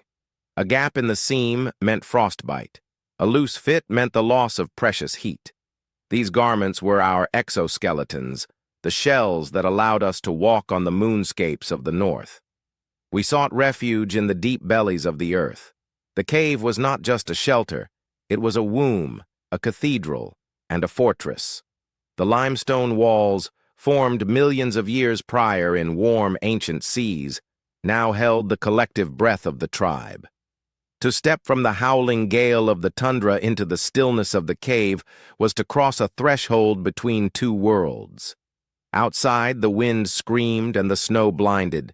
Inside, the air was still, heavy, and rich with the scent of humanity. It smelled of unwashed bodies, of damp fur, of curing meat, and above all, of the animal fat lamps that flickered in the dark recesses. These lamps, simple hollowed stones filled with tallow and a moss wick, were the stars of the underground. They cast a warm yellow light that pushed back the crushing darkness, creating a circle of visibility where life could continue despite the sun's absence.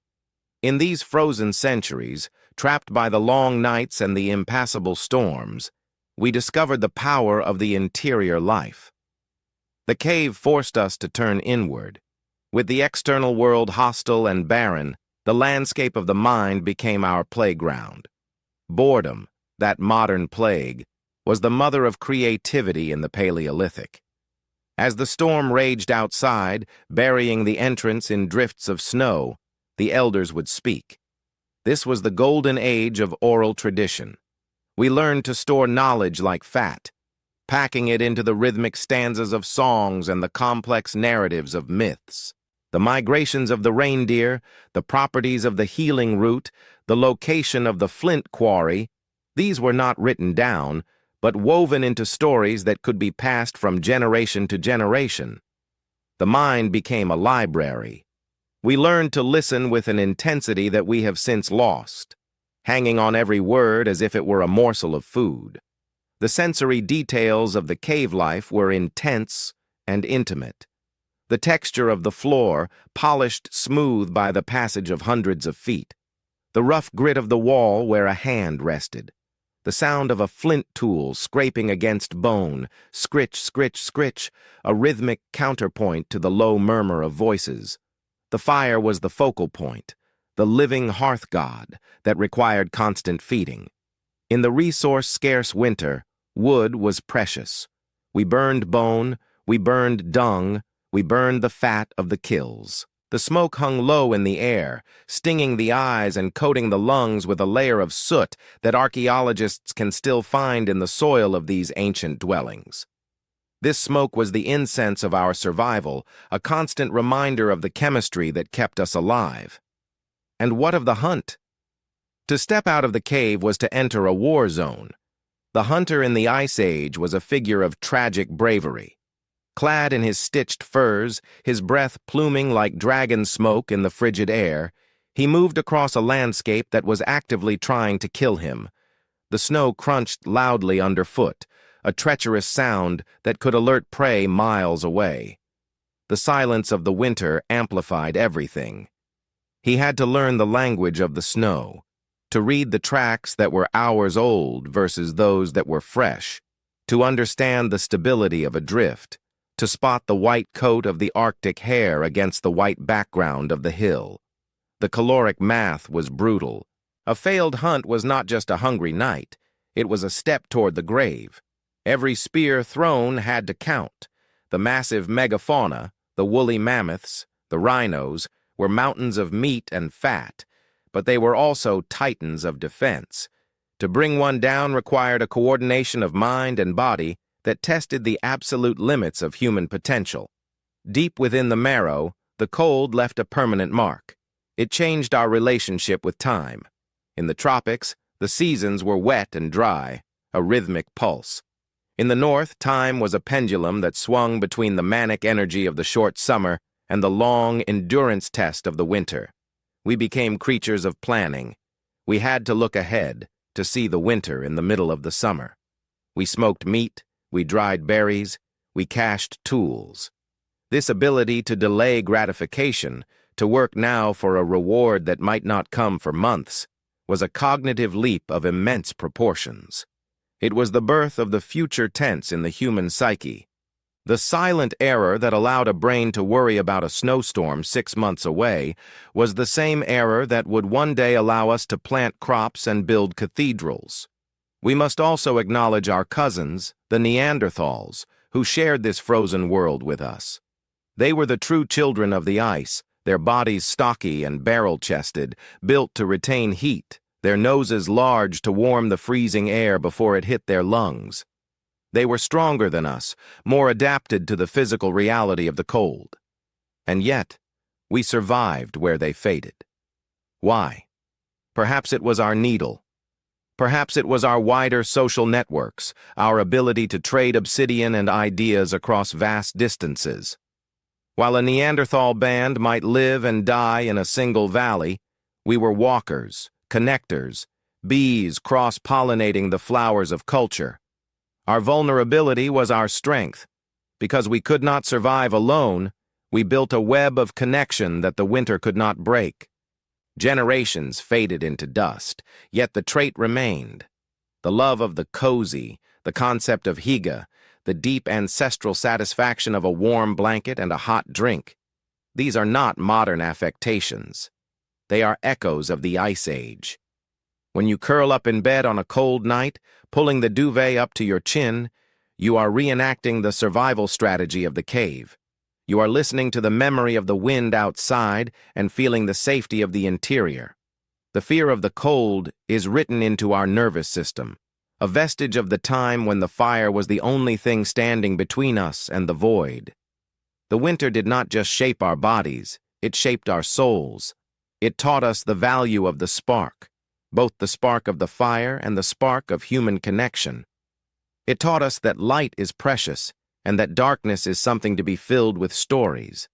As the glaciers finally began to recede, pulling back their white skirts to reveal the scarred and fertile earth beneath, we emerged from the caves different than we had entered. We were no longer just tropical animals lost in the snow.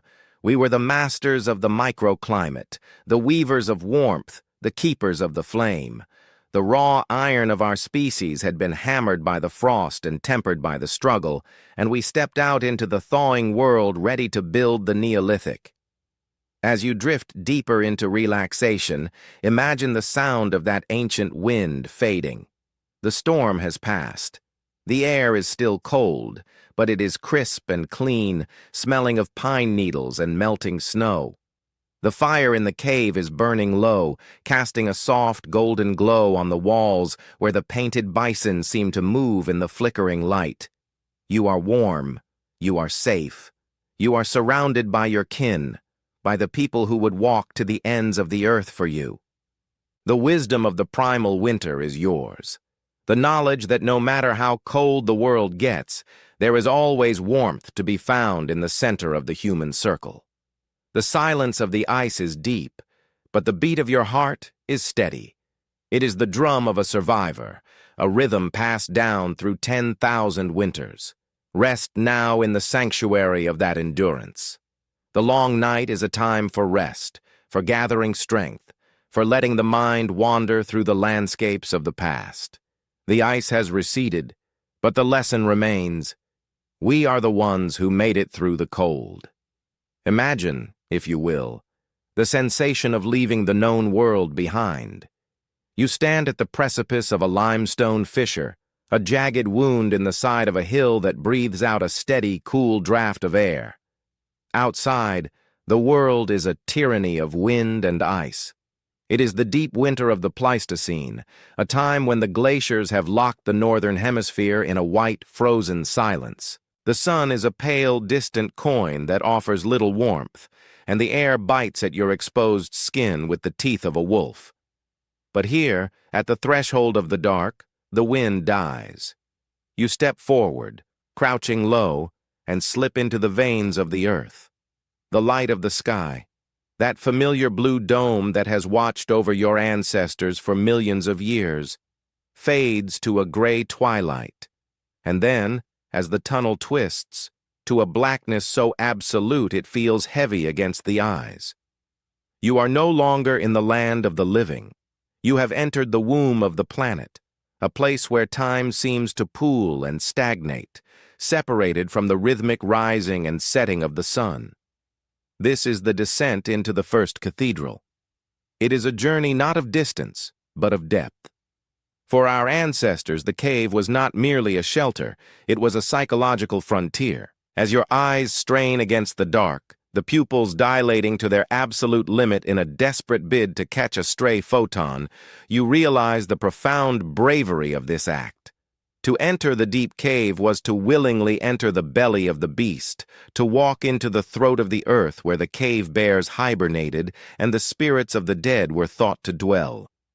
There is a dampness here that clings to the skin, a smell of wet mineral, ancient dust, and the slow, calcified drip of water that has been falling in the darkness for eons.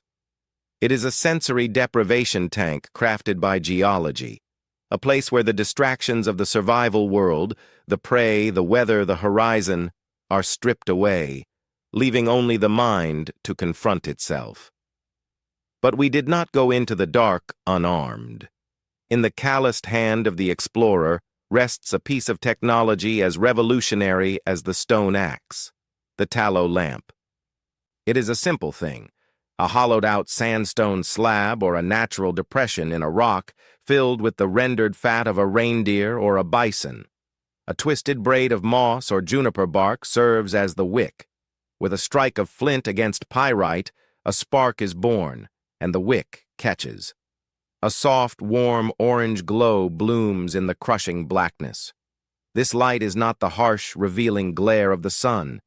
It is a living, breathing thing. It flickers and dances, casting long, frantic shadows that leap against the uneven walls. It is here, by this uncertain and trembling illumination, that the human soul began to leave its physical mark upon the universe. The artist stands before a canvas of limestone. This is not a flat, passive surface. It is a landscape in itself, a wall of undulating rock, scarred by cracks and bulging with calcite deposits. The artist runs a hand over the stone, feeling the cold, rough texture. This touch is critical. It is a conversation between the hand and the earth. To the Paleolithic mind, the rock was not dead matter. It was a membrane, a thin veil separating the world of men from the world of spirits. The bison and the horses were already there, sleeping inside the stone, waiting for the human hand to release them. The artist's role was not to create, but to reveal. This was a biography of the stone, interacting with the biography of the hand, a tactile communion that preceded the visual one. Consider the materials. The paint was born of the earth. We mined the soil for ochre, seeking out the seams of iron oxide that ranged in color from a deep, bruised violet to a screaming, blood-bright red. We gathered charcoal from the hearths of our fires, the carbonized remains of the trees that had once stood under the sun. These pigments were ground into a fine dust, a labor of patience and rhythm. But dust alone does not stick to rock. It needs a binder. And so, the artist makes a mixture that is biologically intimate. They mix the earth with their own saliva, or perhaps the fat of an animal, or the white of an egg scavenged from a nest. The paint is a chemical marriage of the geologic and the biological. When we look at these paintings today, we are looking at the literal DNA of our ancestors locked in a mineral embrace.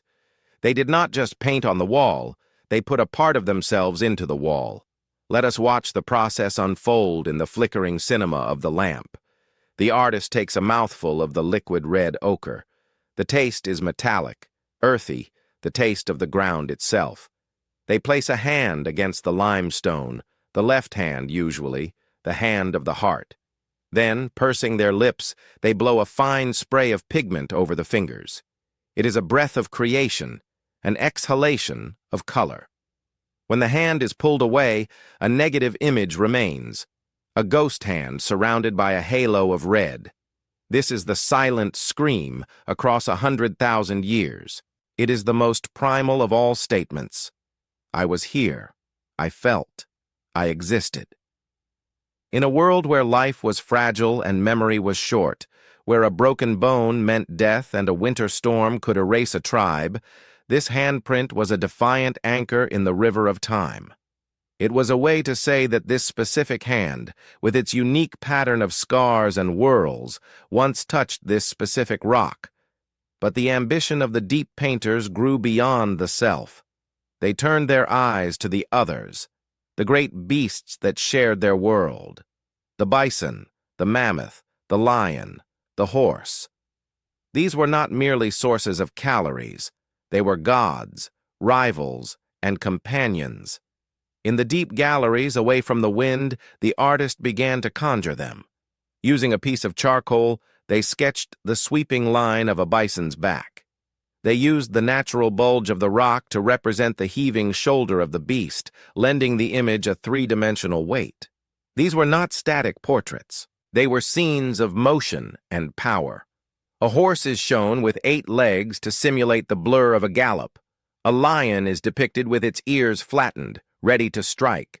Under the flickering light of the tallow lamp, these images would have appeared to move. As the flame danced, the shadows shifted, making the chest of the bison seem to heave with breath, making the lion seem to creep forward. This was the first animation, the first motion picture. We must imagine the sensory experience of the viewer in the Pleistocene. They did not walk through these caves like tourists in a museum. They likely gathered in groups, chanting, their voices resonating in the acoustic chambers of the cave. The sound of the bone flute, haunting and high, would have mingled with the low thrum of the voice. The cave was a total sensory environment, a hallucination of sight and sound designed to induce a state of trance. In this altered state, the boundary between the hunter and the hunted dissolved. The human became the animal. The animal became the spirit. Why did we do this? What evolutionary purpose does it serve to crawl a mile underground and paint a horse in the dark? It offers no food. It protects against no predator. From a purely Darwinian standpoint, it seems a waste of precious energy. But this view misses the duality of the human condition. We are creatures of matter, yes, but we are sustained by meaning. The adaptation versus cost equation here is subtle. The cost was high: time, energy, the risk of lost lamps and lost lives in the labyrinth. But the adaptation was the strengthening of the social and spiritual fabric. These caves were the incubators of the group mind. By sharing a belief in the spirit of the bison, the tribe was bound together by something stronger than blood. They were bound by a shared dream. This symbolic cognition, the ability to let a line of charcoal stand in for a living, breathing beast, was the software upgrade that allowed us to conquer the world. Imagine a day in the life of the artist preparing for this work.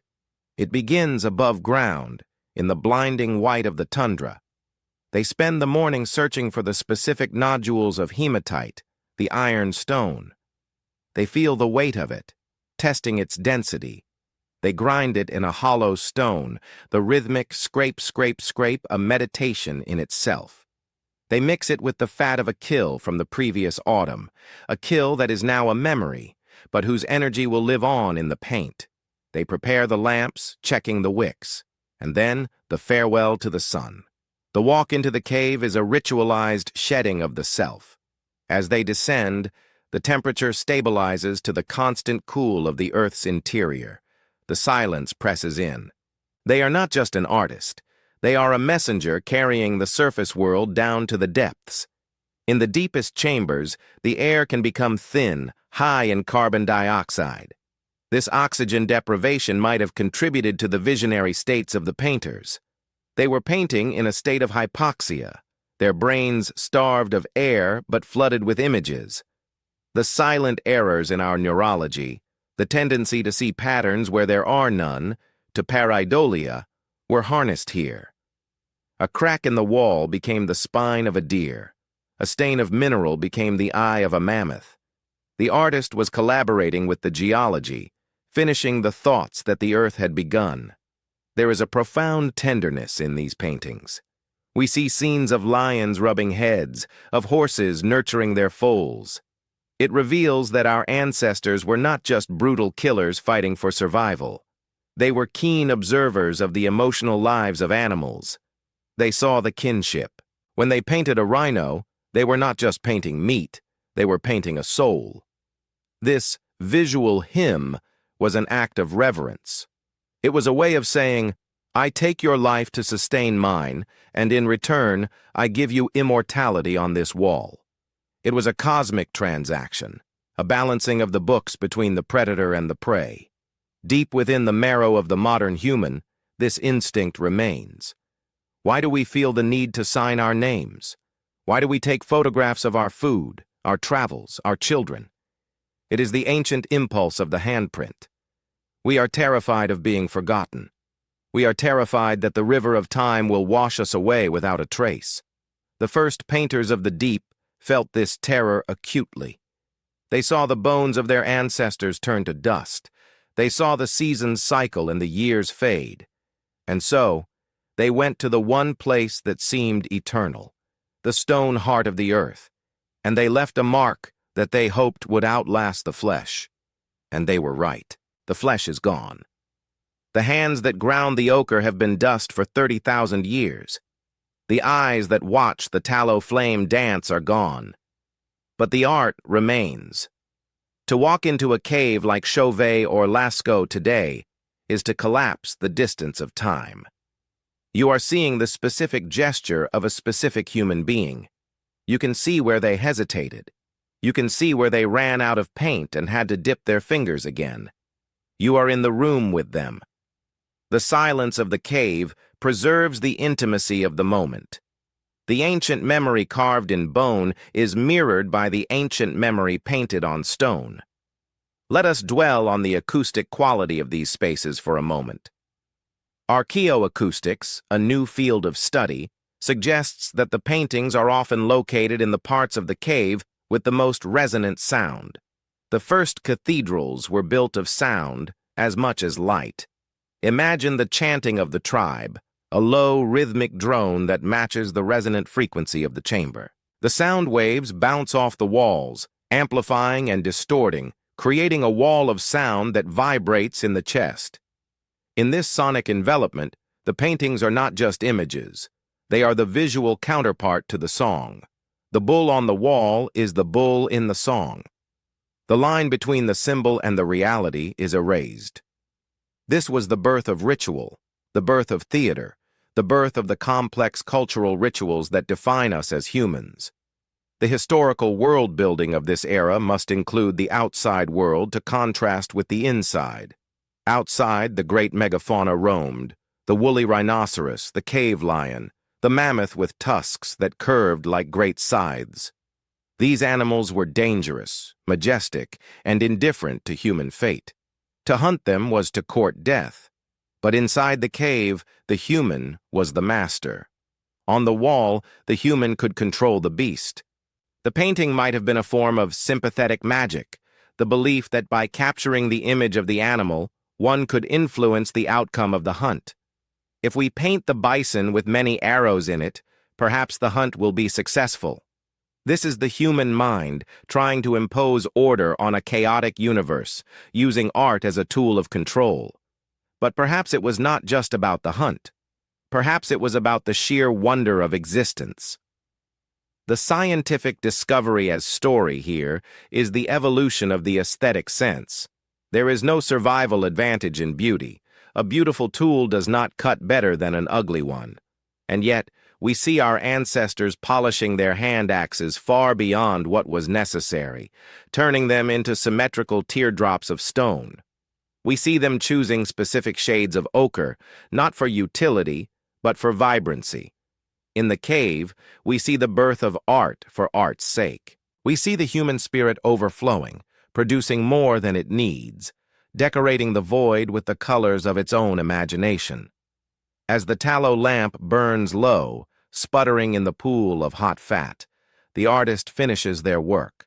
The cave is filled with the smell of smoke and sweat. They gather their tools, the hollow stones, the pigment skins, the blowpipes made of bird bone. They take one last look at the wall. The bison still breathe in the dying light. The handprint still glows red against the gray rock. They turn and begin the long climb back to the surface. As they ascend, the air grows fresh again. The smell of the ancient dust is replaced by the smell of pine and snow. They emerge into the night, the stars hanging like diamonds in the frozen sky. They are cold, they are tired, but they are changed. They have touched the eternal. The legacy of these first painters is the very concept of legacy itself. They taught us that we are not just biological incidents, momentary flashes of consciousness in a dark universe. We are creators. We can leave something behind. Every book written, every song recorded, every building raised in the millennia since is a descendant of that first red handprint. We are still painting on the walls of our caves, trying to capture the spirit of the world before the light goes out. As you lie in the darkness of your own room, let the walls around you dissolve. Imagine you are back in that deep limestone gallery. The air is cool and still. A single warm light flickers nearby. You are safe here, protected by the earth itself. On the wall before you, a herd of bison moves silently across the rock, a procession of ancient spirits watching over your sleep. You are part of this lineage. The hand that painted them is your hand. The eye that admired them is your eye. The deep time is not past. It is present in your blood. Generations faded into dust, yet the trait remained. The urge to create, to symbolize, to dream.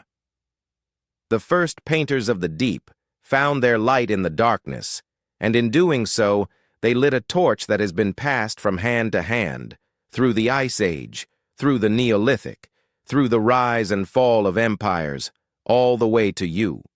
You are the keeper of the flame tonight. The narration slows to a whisper now. The lamp has gone out. The cave is dark again, returning to the silence that held it for millions of years before we arrived. But the paintings are there. They are always there, waiting in the dark, a secret shared between the earth and the human soul. Sleep now, in the comfort of that ancient, enduring connection. The silent scream has become a lullaby, a promise that we are here, we are real, and we are remembered. In the lush, chaotic silence of the primeval forest, long before the ring of the axe or the bite of the bronze saw, the world was a kingdom of rigid absolutes. There was the hardness of the stone, the brittleness of the bone, and the unyielding density of the wood.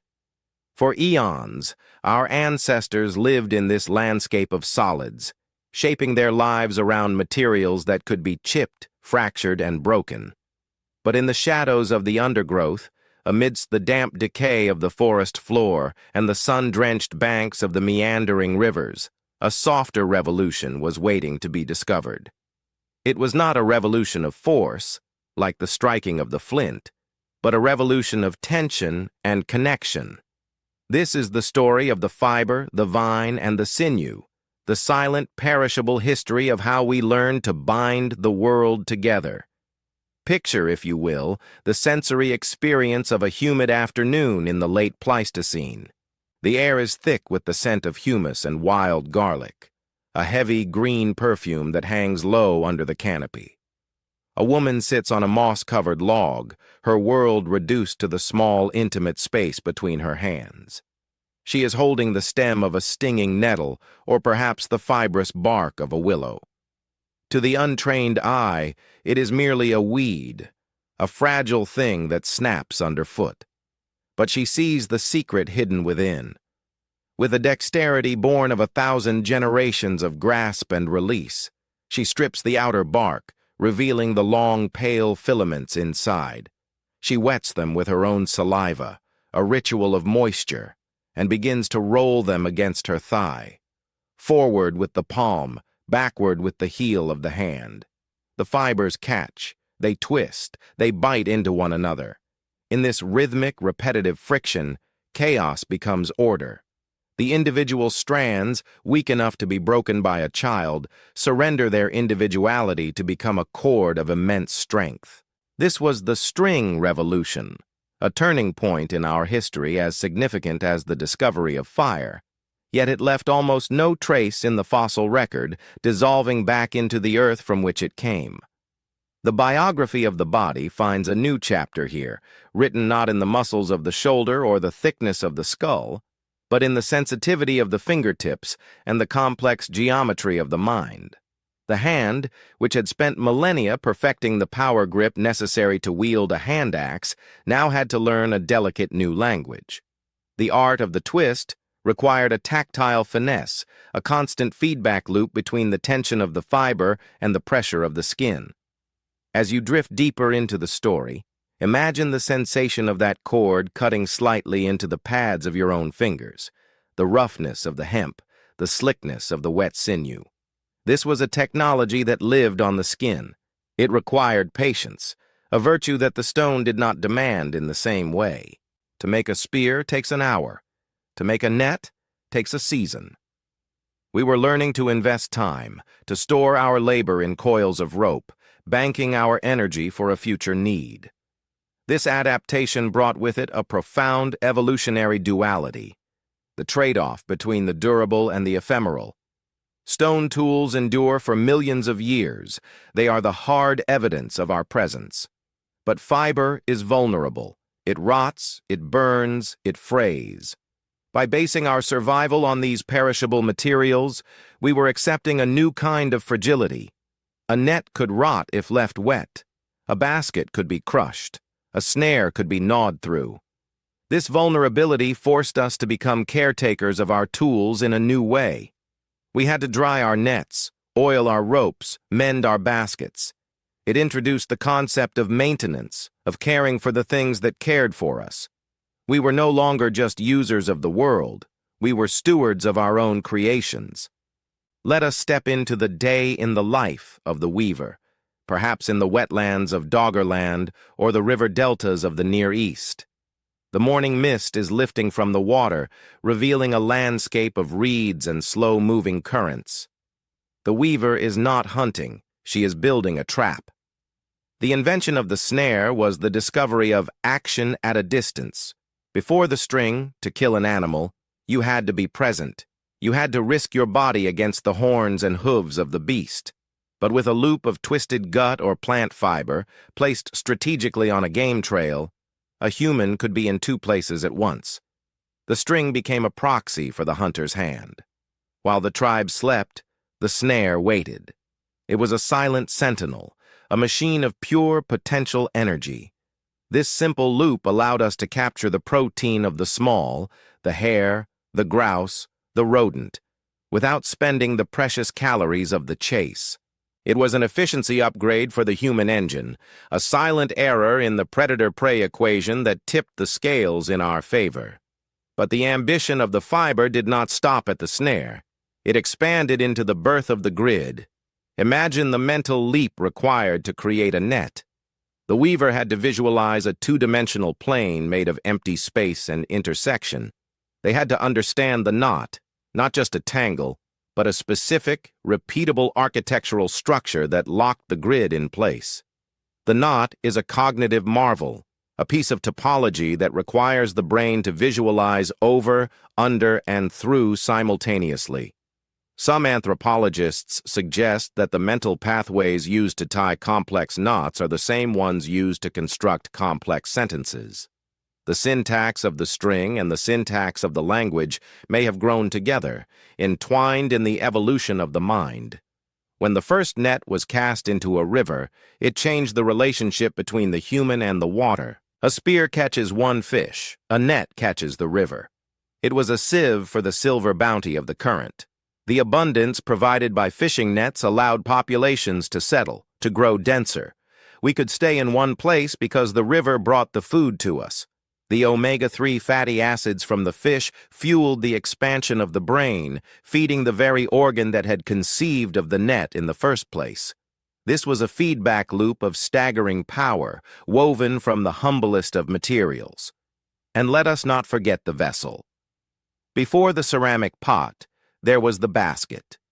To weave a basket is to turn the chaotic floor of the forest into a container. We learned to see the potential in the willow, the reed, and the grass. We learned to distinguish the flexible from the brittle. A basket meant that a mother could gather more than she could eat in a moment. She could gather for the evening, for the winter, for the tribe. It allowed for the accumulation of surplus, the very foundation of wealth and security. The gatherer half of the hunter-gatherer equation, often overlooked in the dramatic tales of the mammoth hunt, relied entirely on the weaver's grace. It was the basket that brought home the tubers, the nuts, and the berries that sustained the tribe when the hunt failed. The basket was the silent insurance policy of the species. One of the most profound, yet often invisible, applications of this technology was the baby sling. Consider the human infant, born too soon due to the size of our brains, utterly helpless, unable to cling to its mother's fur like a chimp. For a mother in the Pleistocene, carrying a child was a massive caloric burden and a handicap to her hands.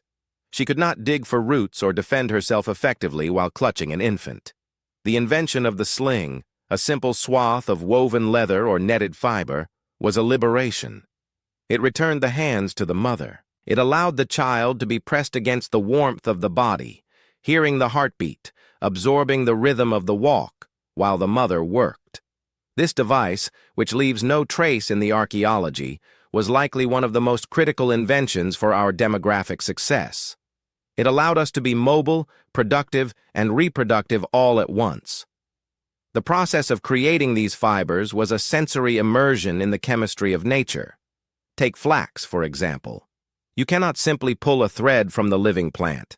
It must be retted, submerged in slow-moving water until the pectin that binds the fibers dissolves in a process of controlled rot.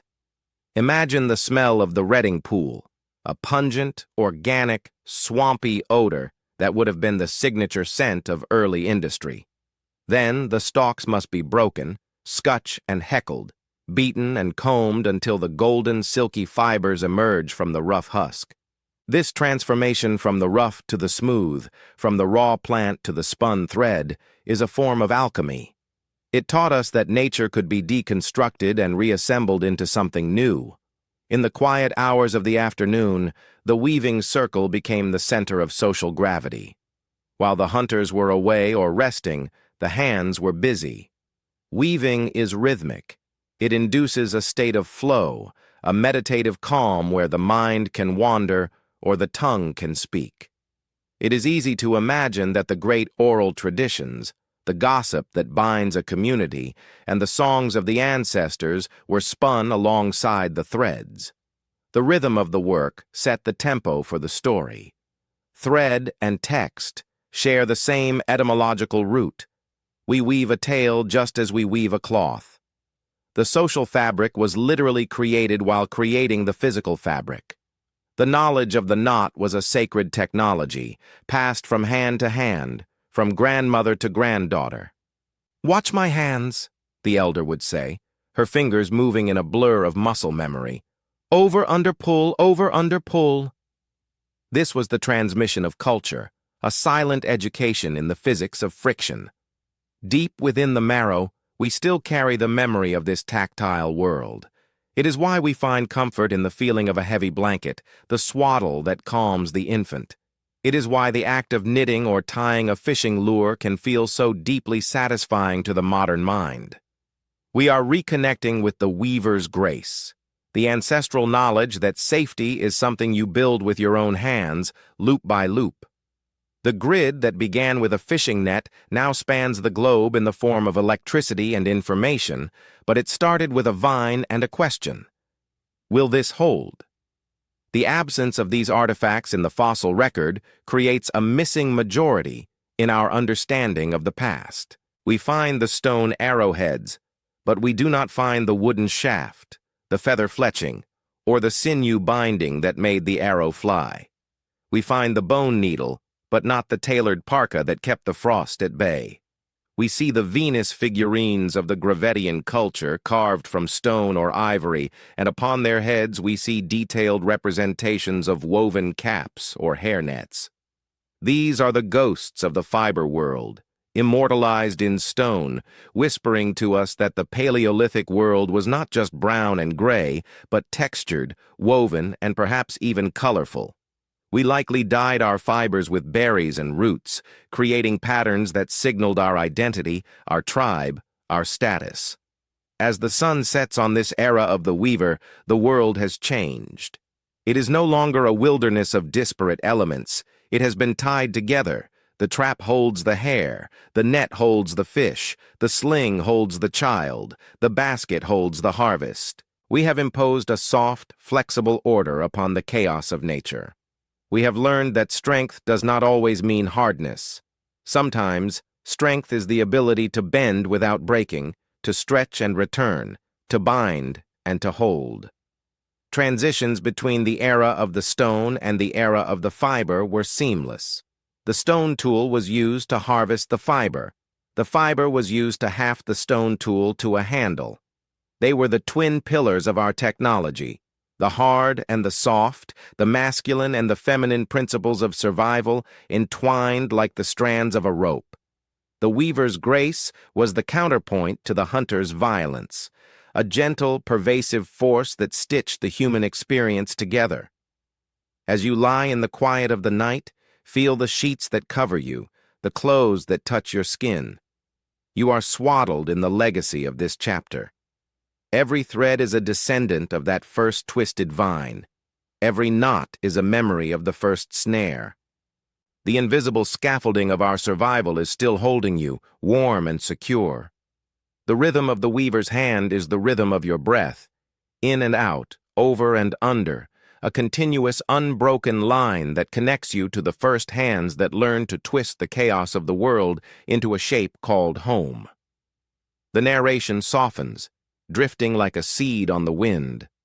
The forest is quiet now, save for the gentle creaking of the trees and the soft rustle of the leaves, leaves that might one day be gathered, stripped, and spun into the story of tomorrow.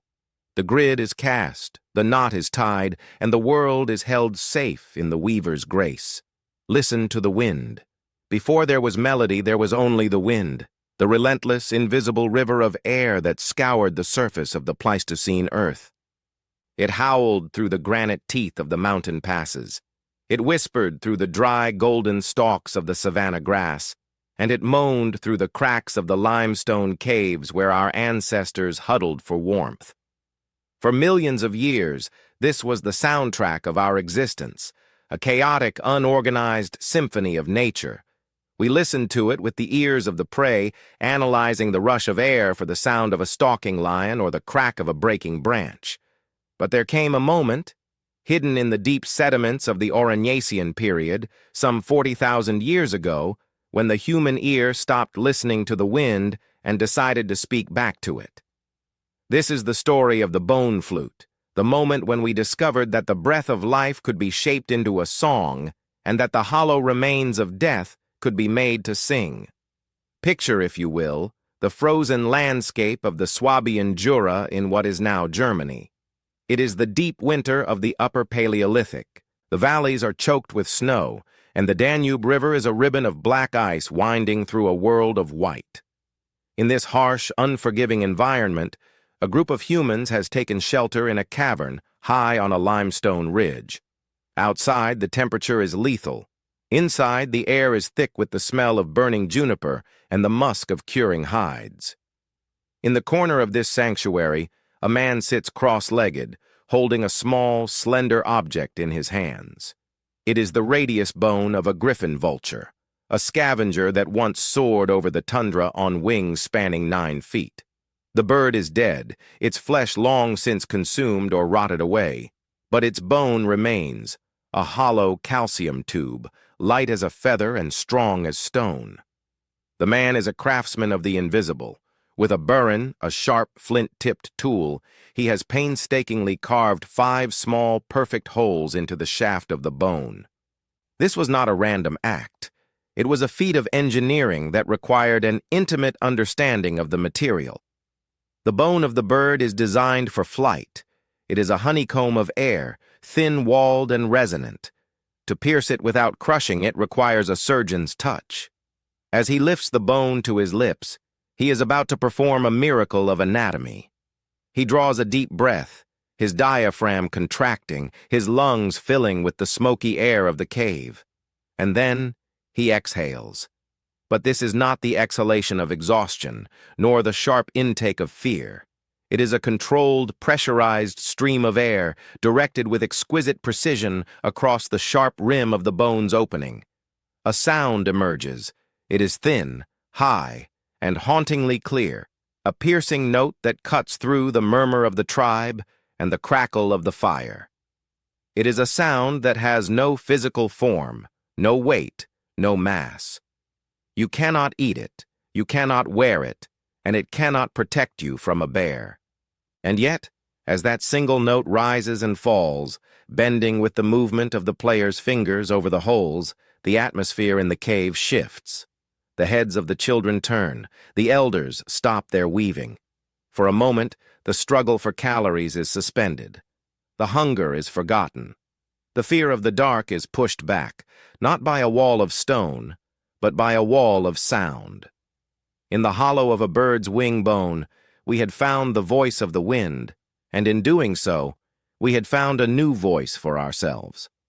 The invention of music was the discovery of a new anatomy, the anatomy of the atmosphere. Until this moment, tools were physical things used to manipulate the physical world. A spear manipulated the flesh of prey. A scraper manipulated the hide. A stone manipulated a nut. But the flute was a tool for manipulating the air itself. By carving those holes, our ancestors learned to chop the continuous stream of breath into discrete packets of vibration, creating standing waves that resonated with the hidden frequencies of the human heart. This was the birth of the aesthetic spirit, the realization that life was not just about the pursuit of survival, but about the pursuit of beauty. Shutterstock. Consider the biography of the body involved in this act. To play a flute is to engage in a complex neurological dance. The lips must be pursed with a tension that is firm yet flexible, the embouchure. The fingers, those same fingers that learned to grip the stone axe, must now move with a fluttering lightness, sealing the holes with airtight precision. If a single finger leaks, the note breaks. The brain must coordinate the breath with the fingers, planning the melody milliseconds before it is played. This is a level of fine motor control that rivals the most delicate surgery. And then there is the ear. The human ear is a masterpiece of biological engineering, a coiled shell filled with fluid and hair cells that can detect the movement of a single atom of air. When the flute is played, these hair cells dance in sympathy with the sound waves, sending electrical signals to the auditory cortex. But the signal doesn't stop there. It travels deep into the limbic system, the ancient emotional core of the brain. Music bypasses the rational mind and speaks directly to the amygdala and the hippocampus, the seats of fear and memory. Why did we do this? From a strictly Darwinian perspective, music is an evolutionary mystery. It is expensive. It takes time to find the right bone, time to carve it, and time to practice.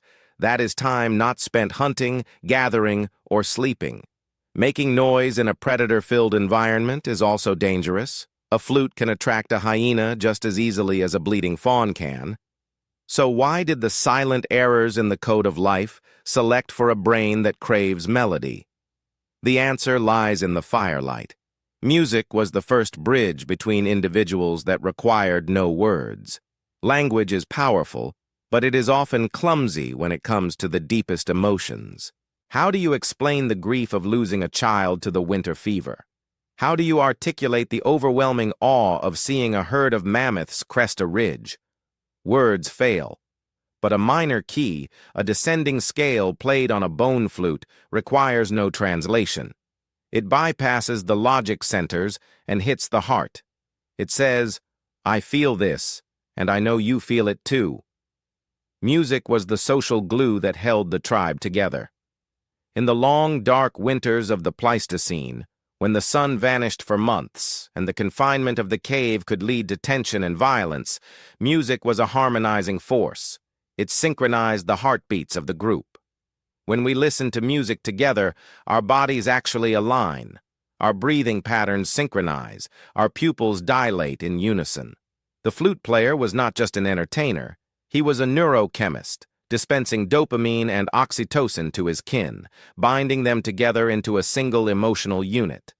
A tribe that could sing together, could fight together, work together, and survive together. The vulnerability of the music, its fragility, its fleeting nature, was its strength. It required us to be still, to listen, to tune in to one another. Imagine a day in the life of the flute itself. It begins as part of a living creature, soaring on the thermals above the Danube Valley, looking down on the herds of bison and horse. When the bird dies, perhaps scavenged by a fox or found by a human, the wing is harvested. The flesh is stripped, the marrow sucked out, a source of vital fat. But the bone is not discarded. A master carver sees the potential in the hollow tube. He sits by the entrance of the cave, using a flint burren to scrape the surface smooth. He measures the distance between the holes, using the width of his own thumb, a biological ruler. He bevels the mouthpiece, shaping it to fit the curve of the human lip. This object is carried in a pouch, close to the warmth of the body. It travels hundreds of miles, a treasured possession. It is played at the burial of an elder, its mournful notes drifting over the open grave. It is played at the feast of the spring thaw, its trills mimicking the song of the returning larks. It is a witness to the entire emotional spectrum of the Paleolithic life. We must also consider the acoustic environment. The caves were not just homes, they were instruments. Paleoacoustics, the study of sound in archaeology, reveals that the paintings in these deep caves are often located in places with the most resonant echoes. When a flute is played in a limestone chamber, the sound does not just disappear. It bounces, it amplifies, it lingers. The cave sings back. To our ancestors, this must have felt like magic. It must have seemed as if the spirits of the rock were answering the call of the bone. The resonance would be felt in the chest, a physical vibration that blurred the line between the observer and the environment. In the dark, where sight is useless, sound becomes the primary way of mapping the world. The flute was a sonar for the soul, a way of exploring the invisible landscape of the dark. There is a profound duality in the flute's origin. It is an instrument of life made from an instrument of death. The vulture is a bird of the dead. It feeds on carrion. To take its bone and breathe life into it is a transformative act. It suggests a spiritual worldview where death is not the end, but a change of state. The breath, the spiritus, the prana, is the animating force. By pushing his breath through the bone of the dead bird, the player is symbolically resurrecting it, giving it a new voice that is neither bird nor human, but something in between.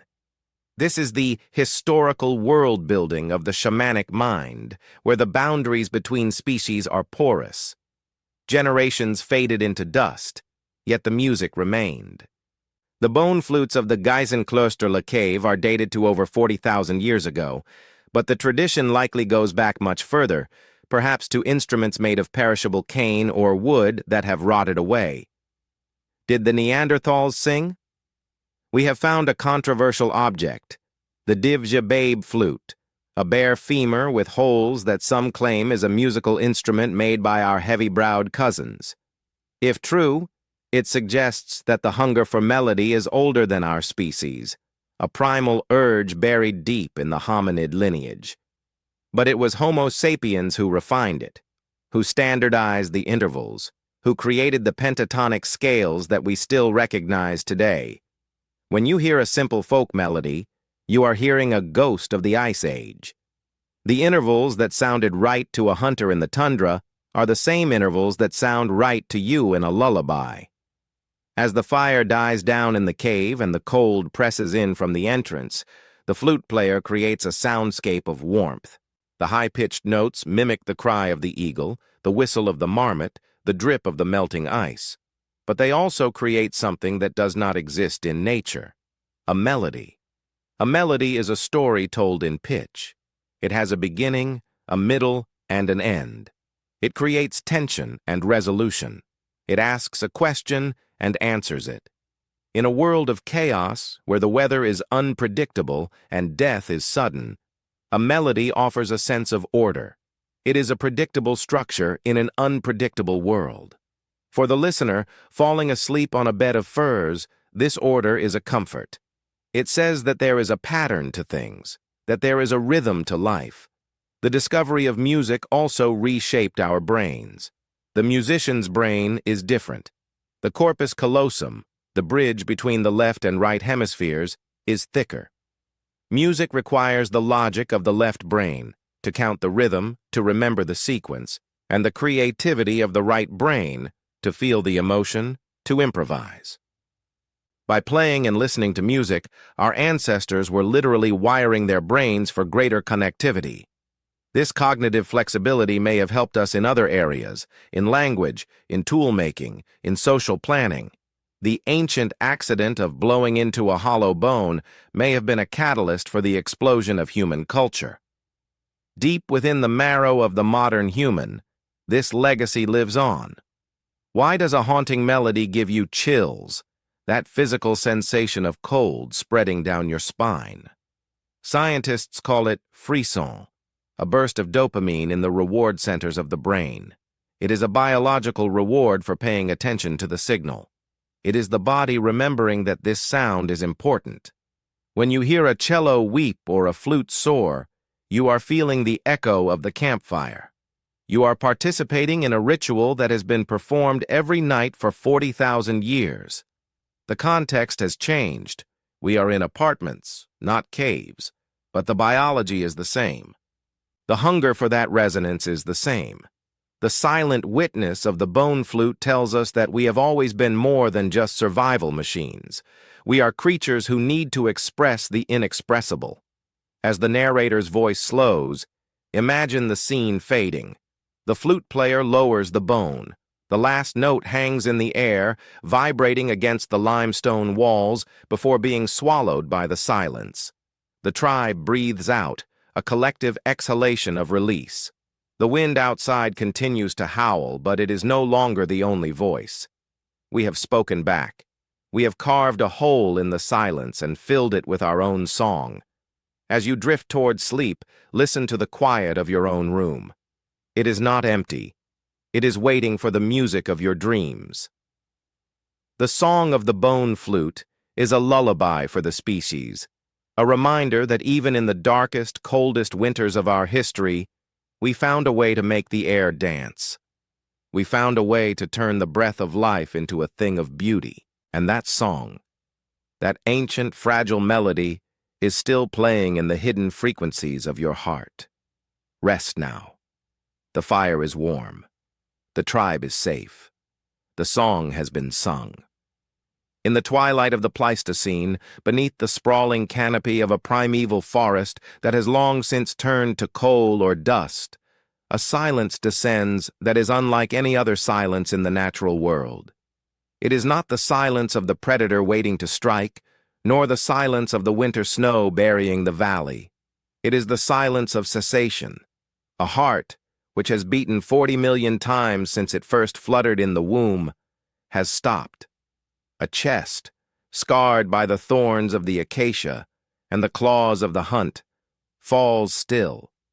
In the animal kingdom, this moment is usually met with a brief confusion, a sniffing of the air, and then a pragmatic, brutal moving on. The herd does not linger.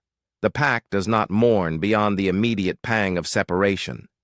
But here, in a clearing illuminated by the soft, dying light of the Stone Age sun, something unprecedented is happening.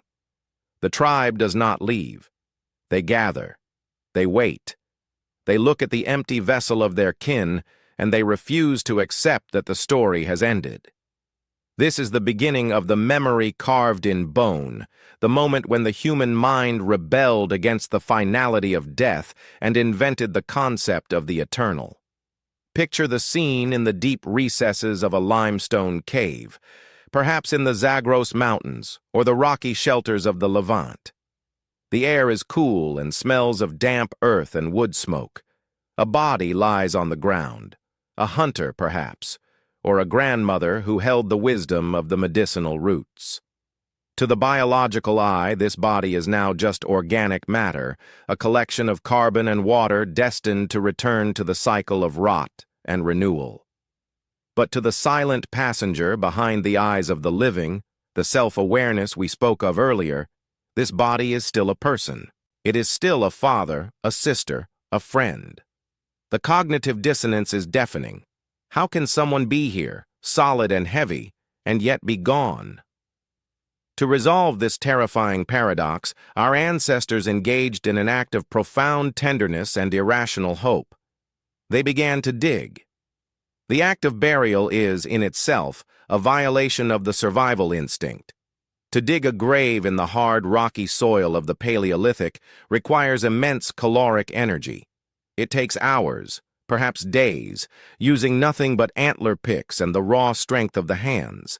It exposes the tribe to predators. It delays the hunt. It keeps them in a place of potential disease. In the ruthless calculus of evolution, this is a costly error. It is a vulnerability. And yet, this silent error in our behavior became one of our defining traits. We traded energy for meaning. We traded calories for closure. As the earth was scooped away, the hole became more than a disposal site. It became a doorway. By placing the body in the fetal position, curled tight, knees to chest, just as they were in the womb, our ancestors were whispering a visual prayer. They were returning the sleeper to the Earth Mother, perhaps hoping for a second birth, a rebirth into a world where the winters were mild and the game was plentiful. Consider the biography of the body in the context of grief. Grief is not merely an emotion, it is a physical state. When we lose someone, the body reacts as if it has been wounded. The cortisol levels spike, the immune system weakens, the heart aches with a literal muscular tension. For our ancestors, living on the razor's edge of survival, this physical incapacitation was dangerous. A grieving hunter is a distracted hunter. A mourning mother is less vigilant. And yet, this vulnerability was the forge of our deepest social bonds. Because grief brought us to our knees, we had to rely on others to help us stand. The tribe had to surround the grieving, to feed them, to protect them, while they journeyed through the valley of the shadow. This shared burden cemented the group together with a glue stronger than any genetic imperative. It created a lineage of souls, a collective memory that said, "We do not leave our own behind, not even in death."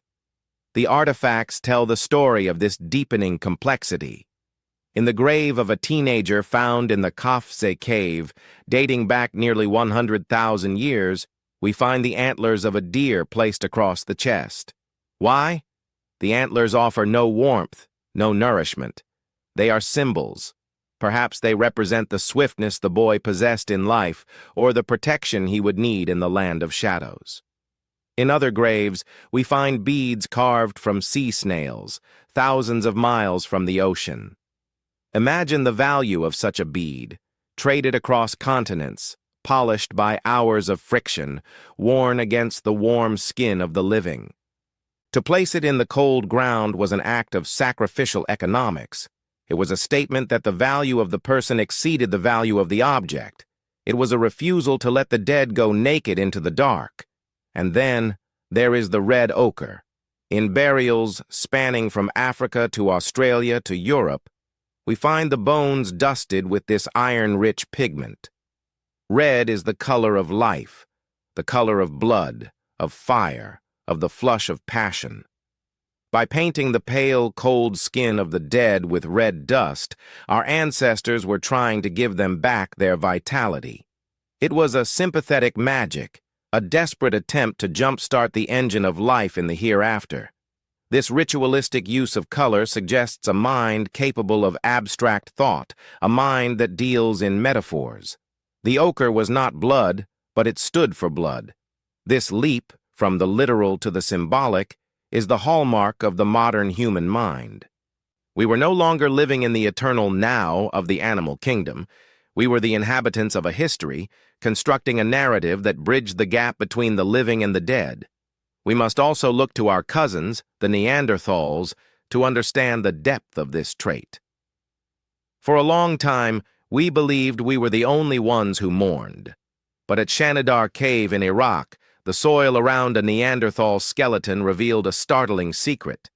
Clumps of pollen from wildflowers, yarrow, cornflower, hollyhock. The flower burial hypothesis suggests that these stoic survivors of the Ice Age gathered bright medicinal flowers and arranged them around the body of their kin. Critics argue the pollen could have been brought by rodents, but the image persists because it resonates with our own ancient memory carved in bone. We want to believe that they too felt the ache of loss. We want to believe that the impulse to beauty in the face of death is universal. If they did lay flowers, it suggests that the memory of the earth is not just a human story, but a hominid one, a shared heritage of tenderness in a brutal world. A day in the life of a burial party is a scene of solemn, heavy sensory details. The sun is low, casting long shadows across the steppe. The wind bites at the exposed skin, but the cold is ignored. The only sound is the rhythmic thud scrape of a stone tool against the frozen earth. The body is prepared with a care that belies the harshness of the era. The hair is combed, perhaps braided. A leather shroud, stitched with the weaver's grace we spoke of, is wrapped around the limbs. There is weeping, a raw, guttural sound that echoes off the cliff face. Tears, chemically distinct from the tears of irritation, flow down dusty cheeks. These emotional tears contain stress hormones. Shedding them is a biological way of releasing the toxicity of grief. As the earth is pushed back into the hole, covering the face of the loved one, there is a moment of absolute finality. But then, a stone is placed on top. A marker. A memory. This marker is the first history book. It says, "Here lies one of us." It changes the landscape from a mere collection of resources, water, game, shelter, into a landscape of memory. The valley is no longer just a hunting ground, it is the place where grandfather sleeps. The cave is no longer just a shelter, it is the house of the ancestors. This mental mapping of the dead creates a sense of territory, of belonging. We belong to the land because our blood is in the land.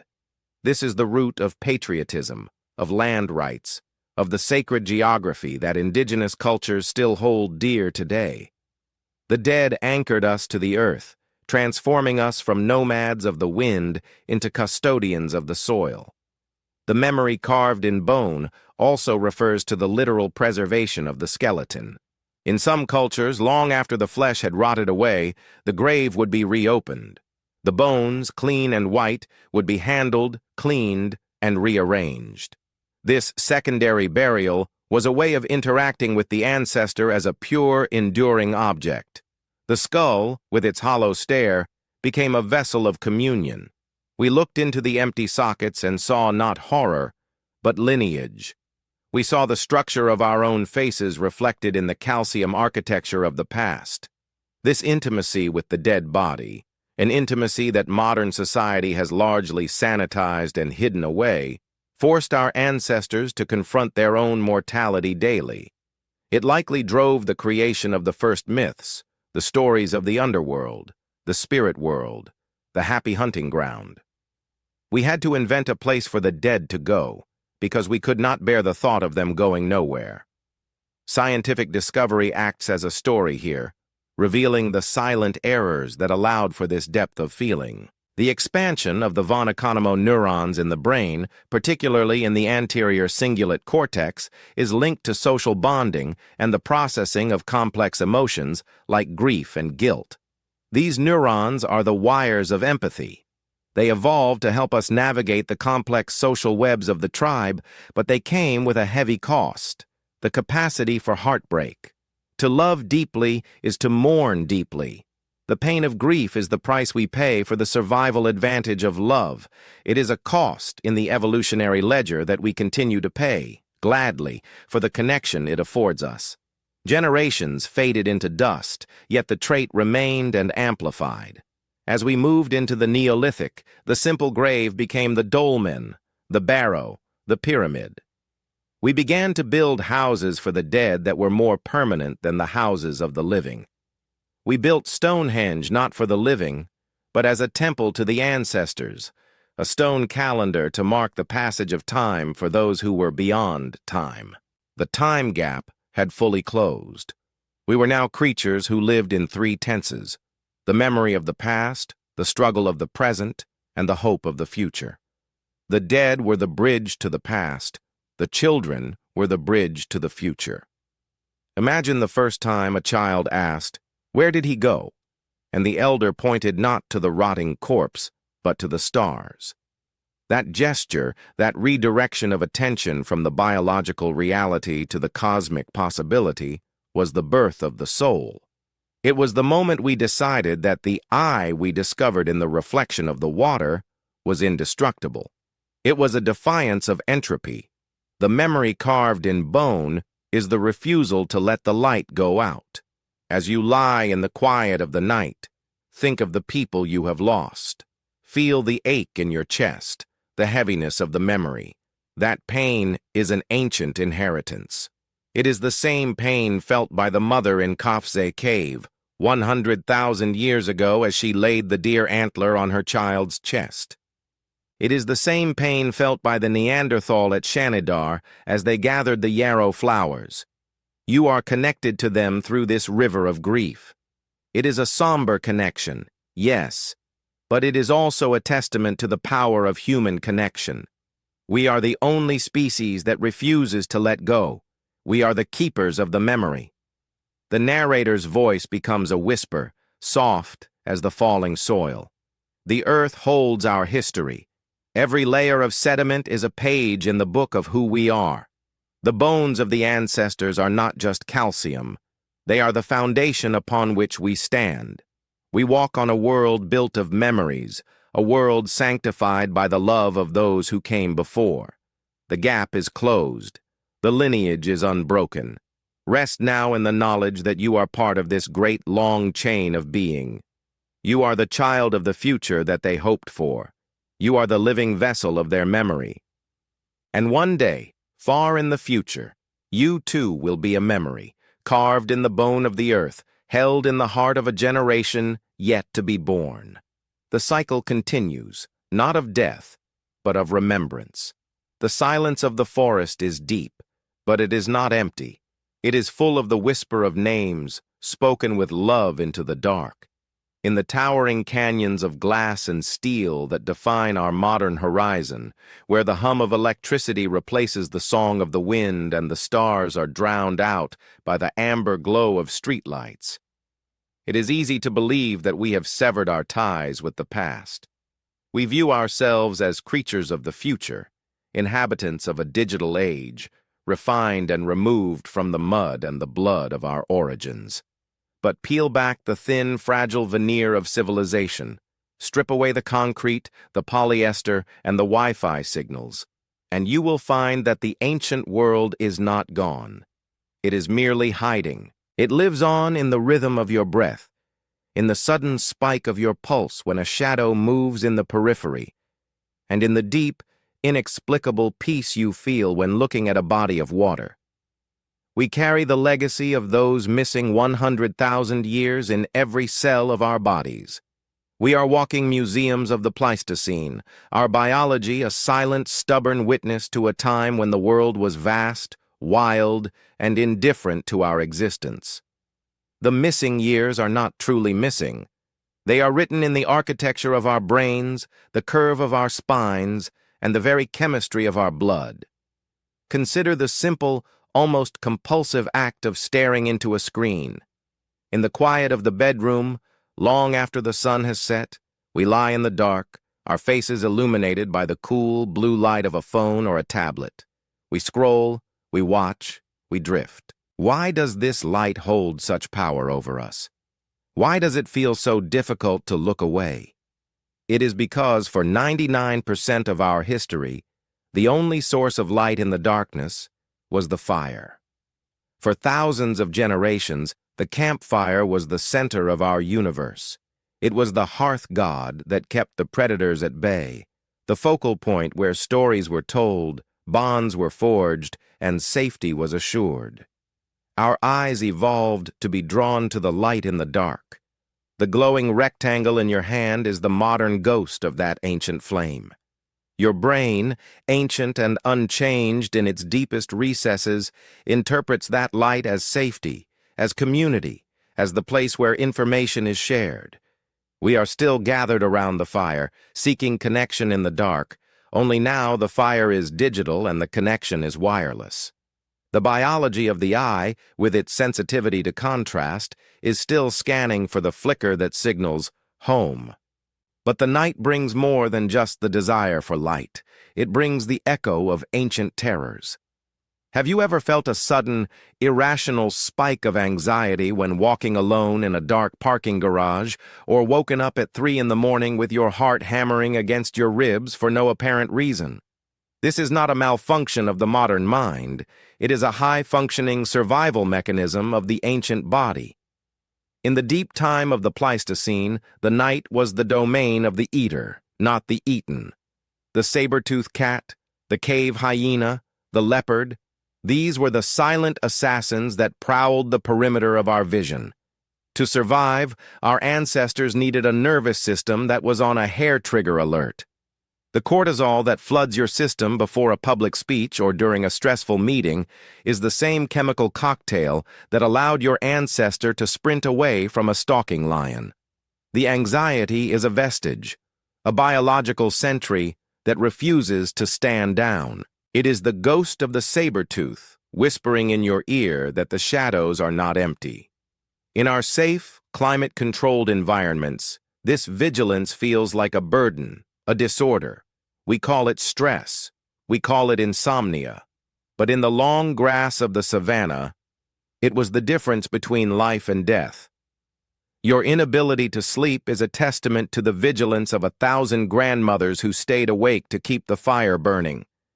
You are the descendant of the warriors, the ones who heard the snap of the twig and didn't assume it was the wind. This evolutionary duality, survival versus cost, is etched into the very framework of our skeletons. We spoke of the long walk, the migration that took us from the Rift Valley to the ends of the earth. That journey demanded an upright posture, a realignment of the pelvis and the spine to free the hands and efficient striding. But this adaptation came with a heavy price, a silent error that plagues us to this day. Ask anyone who suffers from lower back pain or whose knees ache when the rain comes. We are balancing a heavy, water-filled cranium on a vertical column of bone that was originally designed to act as a suspension bridge for a four-legged creature. The S-curve of the human spine is a compromise, a structural experiment that is still settling. When you feel that twinge in your lower back after a long day of sitting, you are feeling the specific gravity of the Pleistocene. You are feeling the tension of a species that stood up to see over the tall grass, defying gravity to gain the horizon. The pain is a memory of the effort it took to become human. And what of our relationship with food? In the modern aisle of a supermarket, surrounded by brightly colored packages of sugar and fat, we are tragic figures. Our taste buds were calibrated in a world of scarcity. Sweetness was a rare signal of energy, a ripe fig, a honeycomb guarded by bees. Fat was the precious fuel that would carry us through the lean winters of the Ice Age. When you crave a donut or a salty snack, it is not a lack of willpower. It is the thrifty gene speaking with the authority of deep time. Your body is reacting as if the next famine is just around the corner. It is hoarding calories because, for 100,000 years, the next meal was never guaranteed. We are built for a world where we had to run 10 miles to catch our dinner, living in a world where we can summon it with the tap of a finger. The biography of the body is a story of a famine fighter living in a feast. The mismatch is profound, but it is also a sign of how incredibly successful our ancestors were at surviving the lean times. This deep memory extends beyond our own bodies and into the landscape itself. Why is it that a view of a grassy park, a flowing river, or a cluster of trees can lower our blood pressure and slow our heart rate? Scientists call it the savanna hypothesis. We are genetically hardwired to find peace in environments that resemble our ancestral home. We prefer landscapes with open vistas to see predators, clusters of trees for safety and sleep, and the presence of water for life. When you walk through a city park and feel a sudden lifting of your spirits, you are not just enjoying the scenery, you are returning home. You are tapping into a memory that is older than civilization itself.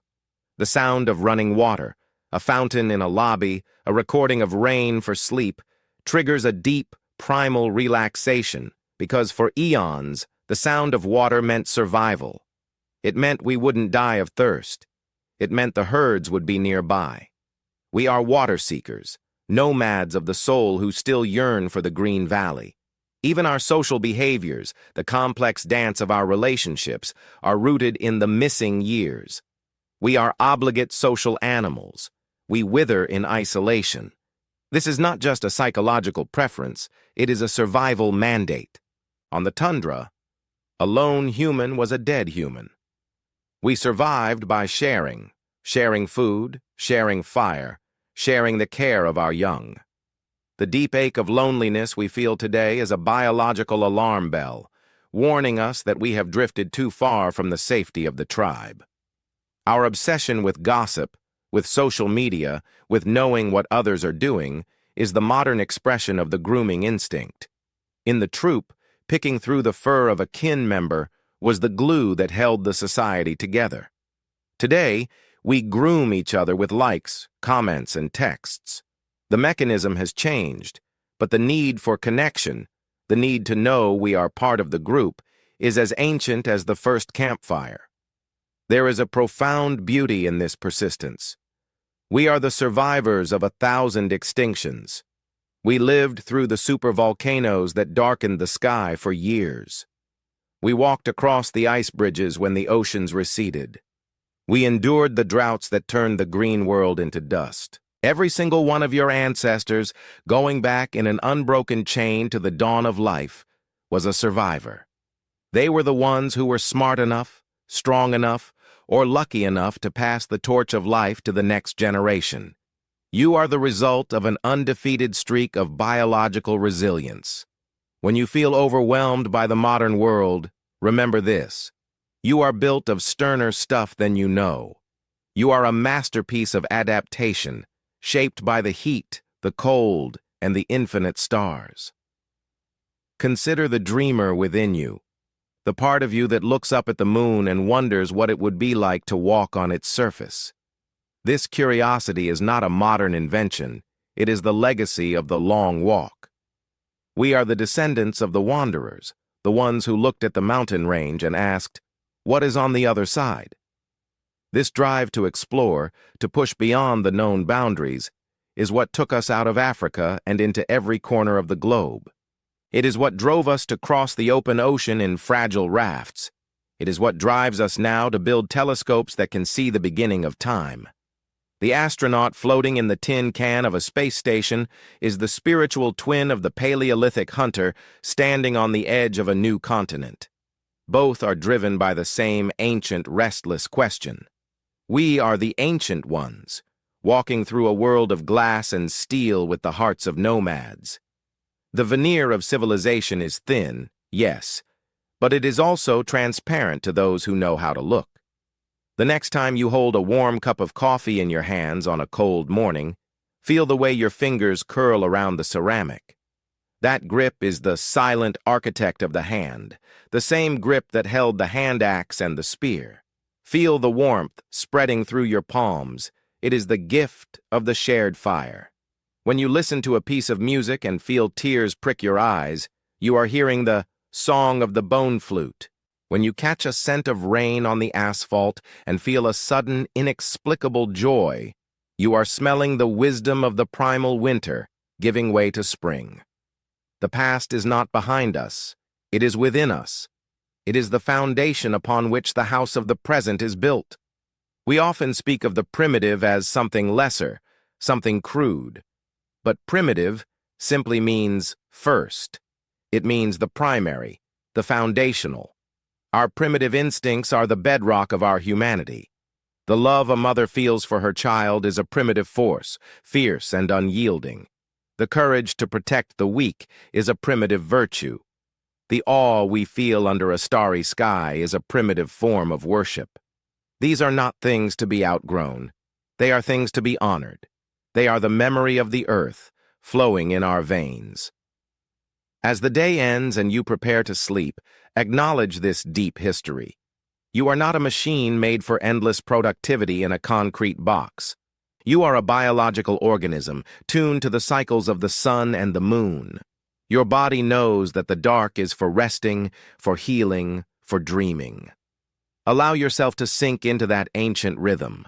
Let the internal mirror we spoke of reflect a calm, quiet image. The saber-tooth is gone. The fire is lit, even if it is just the pilot light of your existence. The tribe is all around you, connected by the invisible threads of our shared humanity. You are the ancient memory of the earth, waking up for a brief moment to experience the wonder of existence. You are the eyes of the planet, seeing itself. You are the hands of the planet, feeling its own texture. And as you drift into the language of the dreaming mind, know that you are returning to the oldest sanctuary of all. The missing years are found. They are safe within you. You are the bridge between the deep past and the far future. Rest now, Ancient One. The journey has been long, but the path is clear. The stars that watched over the cradle of humanity are watching over you tonight. The earth remembers you, for you are the earth. The great thawing did not announce itself with a shout, but with a whisper, a billion tiny whispers rising from the vast white silence of the north. Listen, closely now, to the sound of the world waking up. It is the sound of a single drop of water falling from the tip of an icicle that has held suspended for 1,000 years. It is the groan of the deep, subterranean permafrost, yielding to the touch of a warming sun. It is the rush of a sudden violent river carving a new path through the gravel of a valley that has known only ice since the dawn of memory. This was the end of the Pleistocene, the closing of the great white curtain that had defined the stage of human existence for an eternity. The glaciers, those titanic rivers of blue and gray that had sculpted the continents, began to retreat, pulling back like the slow, heavy tide of a frozen ocean. They left behind a world that was raw, scarred, and astonishingly, terrifyingly green. The air, once sharp enough to freeze the breath in the lungs, grew soft and thick with the scent of pollen and wet earth. The threshold of the Great Awakening was not a line drawn in the sand, but a season that lasted for centuries, a long, lingering spring that transformed the planet and, in doing so, transformed the soul of the creature that walked upon it. Picture the world as it was 12,000 years ago. The great land bridges, the highways of our ancestors, were disappearing. Doggerland, that vast, fertile plain connecting Britain to Europe, a paradise of hunters where the mammoth had roamed, was slowly being swallowed by the rising gray waters of the North Sea. To live in this time was to live in a world of disappearances. The hunting grounds of the grandfather were the seabeds of the grandson. This rising water forced a compression, a gathering. We could no longer wander endlessly toward the horizon, for the horizon was closing in. The geography itself was shepherding us into the valleys, into the arms of the great rivers, the Nile, the Tigris, the Euphrates, the Indus. Here, the soil was black and deep, fed by the silt of the meltwater, and here, the great experiment began. We stood on the precipice of a choice that we did not even know we were making, the choice to stop. The biography of the body underwent a profound rewriting during this transition. For 100,000 years, the human body had been a machine of motion. The arch of the foot, the length of the femur, the intricate balance of the inner ear, all were calibrated for the long walk. We were designed to pursue, to track, to cover vast distances in search of the calorie. But now, the body was asked to do something radical. It was asked to bend. The transition to the Neolithic, the New Stone Age, was a shift from the horizontal axis of the migration to the vertical axis of the plant. Imagine the sensation of the first harvest. A woman stands in a field of wild emmer wheat, the stalks tall and golden in the sun. She does not pass through it. She stops.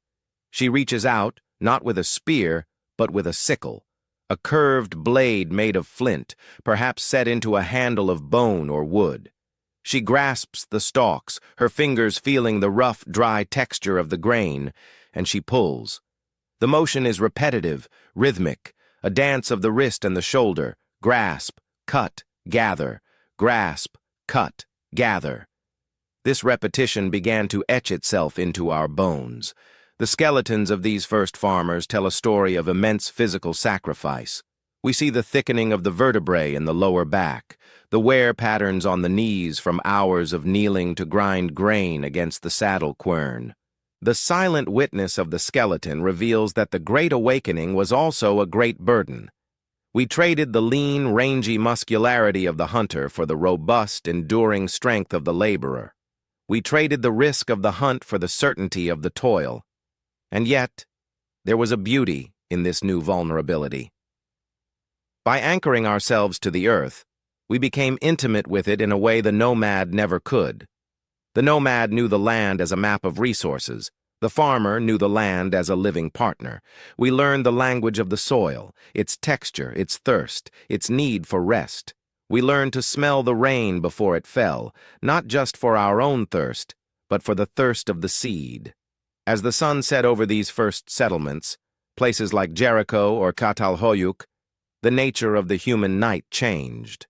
For eons, the night had been a time of defensive clustering around the temporary fire. Now, the night was enclosed. We built walls. At first, they were simple circular huts, sunken into the earth, mimicking the womb. Then, they became rectangular, built of mud brick dried in the sun. Imagine the sensation of walking into a house for the first time. The air inside is still, cooler than the day, warmer than the night. The smell is of dried earth and straw.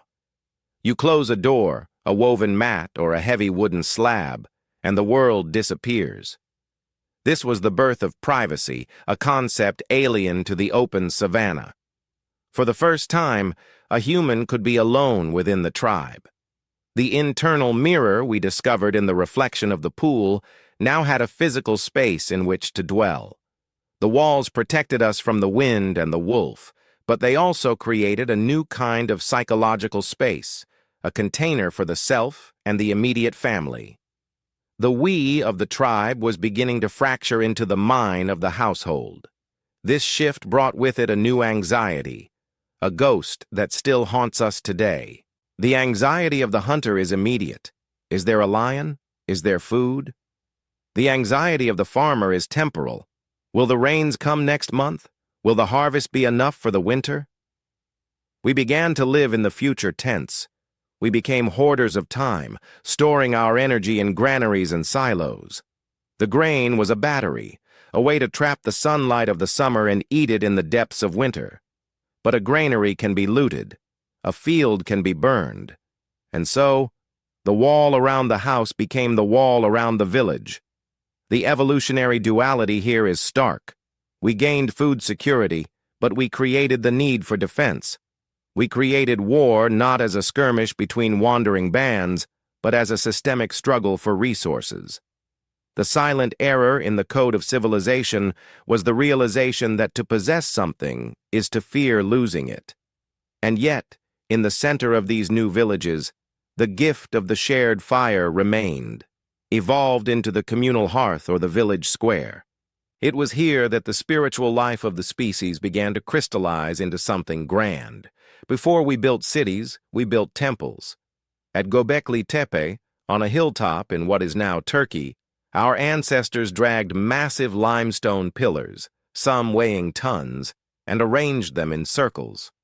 This was thousands of years before the wheel, before writing, before metal tools. Why? What force could compel a hunter-gatherer to stop wandering and engage in this monumental labor? It was the need to materialize the dream.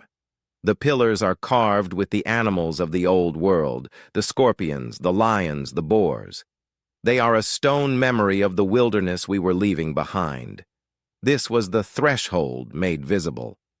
We were carving the ghosts of the Pleistocene into the bedrock of the Holocene, creating a sacred space where the chaotic forces of nature could be contained and worshipped. The domestication of the world was not a one-way street. It was a reciprocal relationship that changed our biology as much as it changed the plants and animals. Consider the wolf. For thousands of years they had skirted the edge of our campfires, the eyes in the dark. But slowly, the distance closed. We shared our scraps.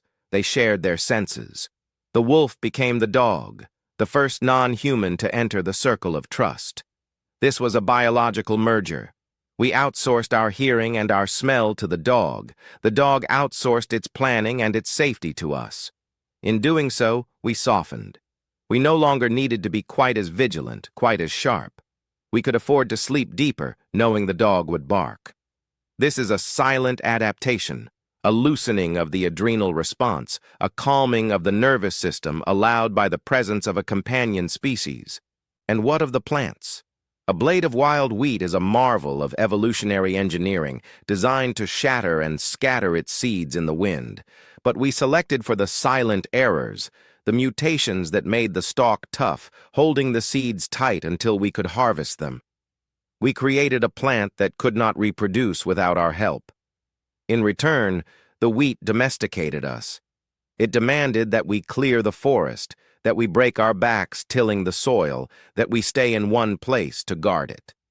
Some anthropologists ask, did we tame the grain, or did the grain tame us?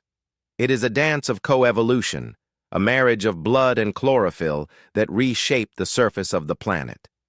As the generations passed in these new settlements, the language of the dreaming mind found a new medium, clay.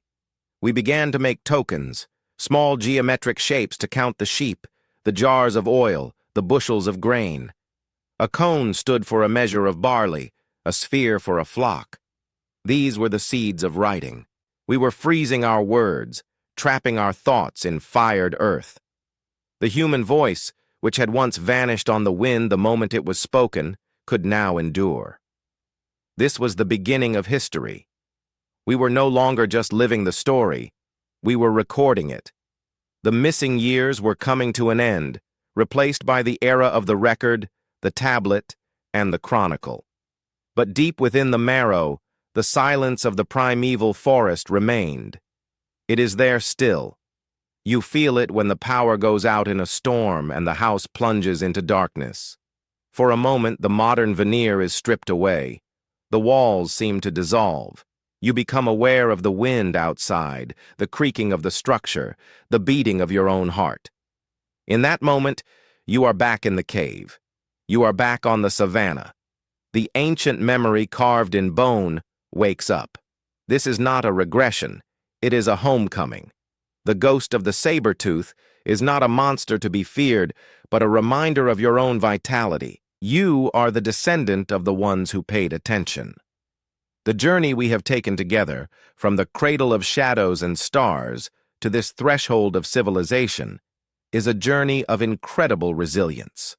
Think of the silent architect of the hand that learned to grip the smartphone you might be holding. It is the same hand that chipped the obsidian, the same hand that sowed the first seed. Think of the weaver's grace in the clothes you wear, the legacy of the vine and the sinew. Think of the song of the bone flute, in the music that lulls you to sleep. We have not left the past behind. We have folded it into the present. We are a palimpsest, a manuscript written over and over again, but the original text is still there, faintly visible beneath the ink of the modern world. As you lie here, safe in the warmth of your own hearth, distinct from the cold night outside, remember the wisdom of the primal winter. You are warm because they endured the cold. You are safe because they faced the danger. You are here because they refused to give up. The comfort of your bed is a victory won by 1,000,000 years of struggle. It is a gift from the grandmother who carried the ember in the rain, from the father who stood between the family and the dark. The transition to civilization was a slow, agonizingly beautiful evolution of the spirit. It was the moment we decided to trust the future. To plant a seed is an act of faith. It is a belief that the sun will rise, that the rain will fall, and that we will be here to see it. We are the species of hope. We are the creatures who look at a barren field and see a harvest. We are the dreamers who look at a pile of rocks and see a temple. The lights of the modern world are bright, yes. They can be blinding. They can drown out the subtle signals of our biology. But when you close your eyes, the lights go out. The noise fades, and in that silence, you are who you have always been. You are a child of the earth, a traveler in deep time. The internal mirror reflects the same soul that looked into the volcanic pool. The long walk continues, not across continents, but across the landscape of your own life. So, as you drift toward the velvet embrace of sleep, let the weight of the history fall away. You do not need to carry it. It carries you. You are part of an unbroken chain, a living testament to the endurance of the human spirit. The stars that watched over the first fire, the stars that guided the migration, the stars that shone down on the first harvest, they are the same stars that watch over you now. They are the silent witnesses to a journey that has only just begun. Sleep now, Ancient One. The earth holds you, the past empowers you, and the future is waiting for you to wake. The story of the body is your story. The mystery of the origin is your mystery, and the peace of the night is yours to claim.